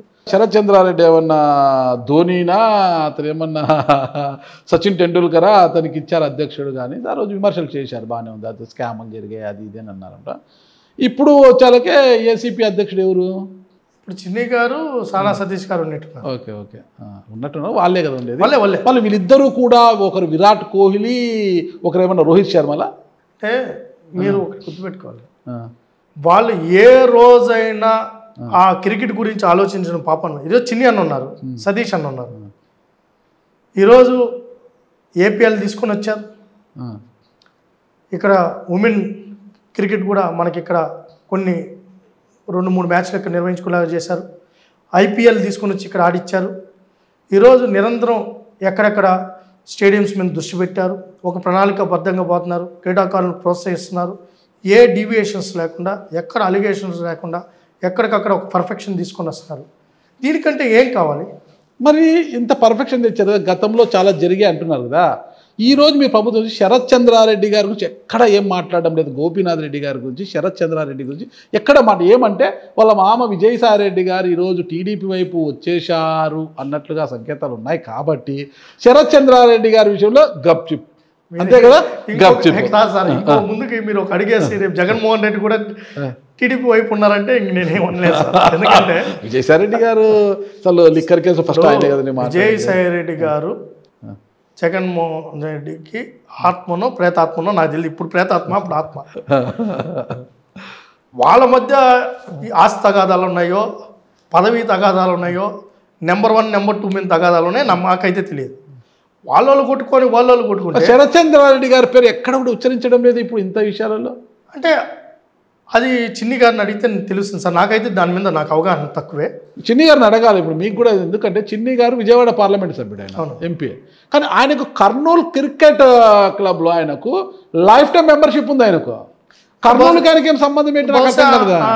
ఆయన ఆడుంటాడేమో, అంతకుముందు ఆయన మామూలుగా ప్లేయరే, ఆయన క్రికెట్ ప్లేయరా, ఆల్రౌండరా ఏమన్నా? అది ఒకసారి ఇంకా అంటే నన్ను నా దగ్గర నుంచి రాబట్టారు, చిన్ని అంతా కూడా కూర్చొని ఇంకొద్దిగా రాబట్టే ఇంకా బెటర్. ఖచ్చితంగా మీరు ఎవరి దగ్గరైనా జ్యూస్ లాగేస్తారు, మీ దగ్గర ఏం లాగలేకపోయాను కదా, ఎంత ప్రయత్నించాడో కొద్దిగా కూడా లేదు. నిమ్మకాయని పిండి సార్, పెద్ద వాళ్ళంతా మీ దగ్గర అలా ఉండిపోయారు, అలా లేపారు, ఇటు తగ్గించారు. మీ దెబ్బతో వాళ్ళ రాజకీయ జీవితాలు మారిపోయాయి. అదేమైనా ఒకటైతే హార్ట్ఫుల్గా చెప్తాను సార్, ఒక జర్నలిస్ట్గా మిమ్మల్ని వ్యక్తిగతంగా నేను పర్సనల్గా అభిమానిస్తాను. థ్యాంక్ యూ అండి. దాంతోపాటు యూటీవీ కూడా బ్రహ్మాండంగా రోజుకి ప్రజలకి దగ్గర అవ్వాలని మీరు తీసుకొని వస్తున్న సమాచారం కూడా ప్రజలు దాని ద్వారా మరింత ముందుకు వెళ్తారని కూడా ఆశిస్తున్నాను. థ్యాంక్ యూ అండి. మీ మద్దతు మాకు ఎప్పుడు ఉండాలి, మీ అందరూ కూడా మాకు సహకరించాలని కోరుకుంటున్నా. ఫైనల్గా మీరు శాప్ చైర్మన్గా ఉన్నారు కాబట్టి ఆంధ్రప్రదేశ్ క్రీడాకారులకు కావచ్చు, ఇప్పుడు క్రీడలతో ఎదిగి ముందుకు పోవాలి అనుకుంటున్న వారికి ఒక శాప్ చైర్మన్గా ఎలాంటి సందేశం ఇవ్వబోతున్నారు? గ్రామీణ క్రీడాకారులకైనా, ఏ స్థాయిలో ఉన్న క్రీడాకారులకైనా, ఎక్కడున్న క్రీడాకారులకైనా మీరు రాణించాలనే తాపత్రయం ఉంటే ఈ రాష్ట్ర ప్రభుత్వం స్పోర్ట్స్ అథారిటీ మీ వెంట ఉంది, మిమ్మల్ని చేయబట్టుకొని నడిపిస్తుంది, మీకు ప్రోత్సాహాలు అందిస్తుంది, మిమ్మల్ని ప్రోత్సహిస్తుంది. మీరు ధైర్యంగా రండి. ఈ రాష్ట్రంలో క్రీడాకారులకు ఈ ప్రభుత్వం ఎంత చేయాలో అంత చేయడంతో పాటు మీరు ఏదైతే అనుకున్నారో ఒలింపిక్స్ స్థాయికి వెళ్ళాలి కలలు కంటున్న ప్రతి క్రీడాకారుడికి మరొక్కసారి మేము ఒకటే తెలియజేస్తున్నాం, మీకు స్పోర్ట్స్ అథారిటీ అండగా ఉంటుంది. మీరు ఎంచుకున్న క్రీడలో రాణించి మీరు ముందుకెళ్ళండి. దాంతోపాటు ప్రభుత్వ పరంగా, స్పోర్ట్స్ అథారిటీ పరంగా ఎన్ని చేయాలో అన్నీ మేము చేయడానికి సిద్ధంగా ఉన్నాం. ఈరోజు బెస్ట్ స్పోర్ట్స్ పాలసీ తీసుకొని వచ్చాం, ఇన్సెంటివ్స్ ఇస్తున్నాం. గతంలో 22, 23, 24లో పెట్టిన బకాయిలను కూడా ఈ 8 నెలలనే మీకు ఇవ్వడం కూడా జరిగింది. చాలామంది కూడా ఇప్పటికే ముందుకు వస్తున్నారు. ఇంకొకటి, క్రీడ అనేది మెడల్స్గానే చూడకుండా ఒక ఫిజికల్ యాక్టివిటీగా కూడా చూడాలి. ఈ రాష్ట్రాన్ని హెల్తీ ఆంధ్రప్రదేశ్గా మార్చాలన్నా, యాక్టివ్ ఆంధ్రప్రదేశ్గా మార్చాలన్నా అది క్రీడల ద్వారానే సాధ్యం. దానికి మీరందరూ కూడా ప్రతి ఒక్కరూ ఏదో ఒక డిసిప్లిన్లో రావాలని చెప్పి కోరుకుంటూ, ముఖ్యంగా స్కూల్ లెవెల్లోనే క్రీడలను ప్రోత్సహించడానికి ఒక ప్రణాళికాబద్ధంగా ముందుకెళ్తున్నాం. అకాడమీలు తీసుకొని వస్తాం. మీరు ఎవరన్నా కూడా మీ ఆలోచనలను ఎప్పుడైనా కూడా మాతో పంచుకోవచ్చు. మీ బాధలైనా, మీ కష్టమైనా, మీకున్న ఇబ్బందులైనా మా దృష్టికి తీసుకొని రావచ్చు అని తెలియజేసుకుంటూ, మీకు మరొక్కసారి స్పోర్ట్స్ అథారిటీ అండగా ఉంటుంది. చైర్మన్గా నేనైనా, మంత్రిగా రాంప్రసాద్ రెడ్డి గారైనా, ముఖ్యమంత్రిగా చంద్రబాబు నాయుడు గారైనా, లోకేష్ గారైనా, పవన్ కళ్యాణ్ గారైనా మీకు ఉన్నారని మటుకు మీరు మనసులో పెట్టుకోవాలని తెలియజేస్తాం. థ్యాంక్ యూ అండి. నమస్తే. Okay, thank you sir.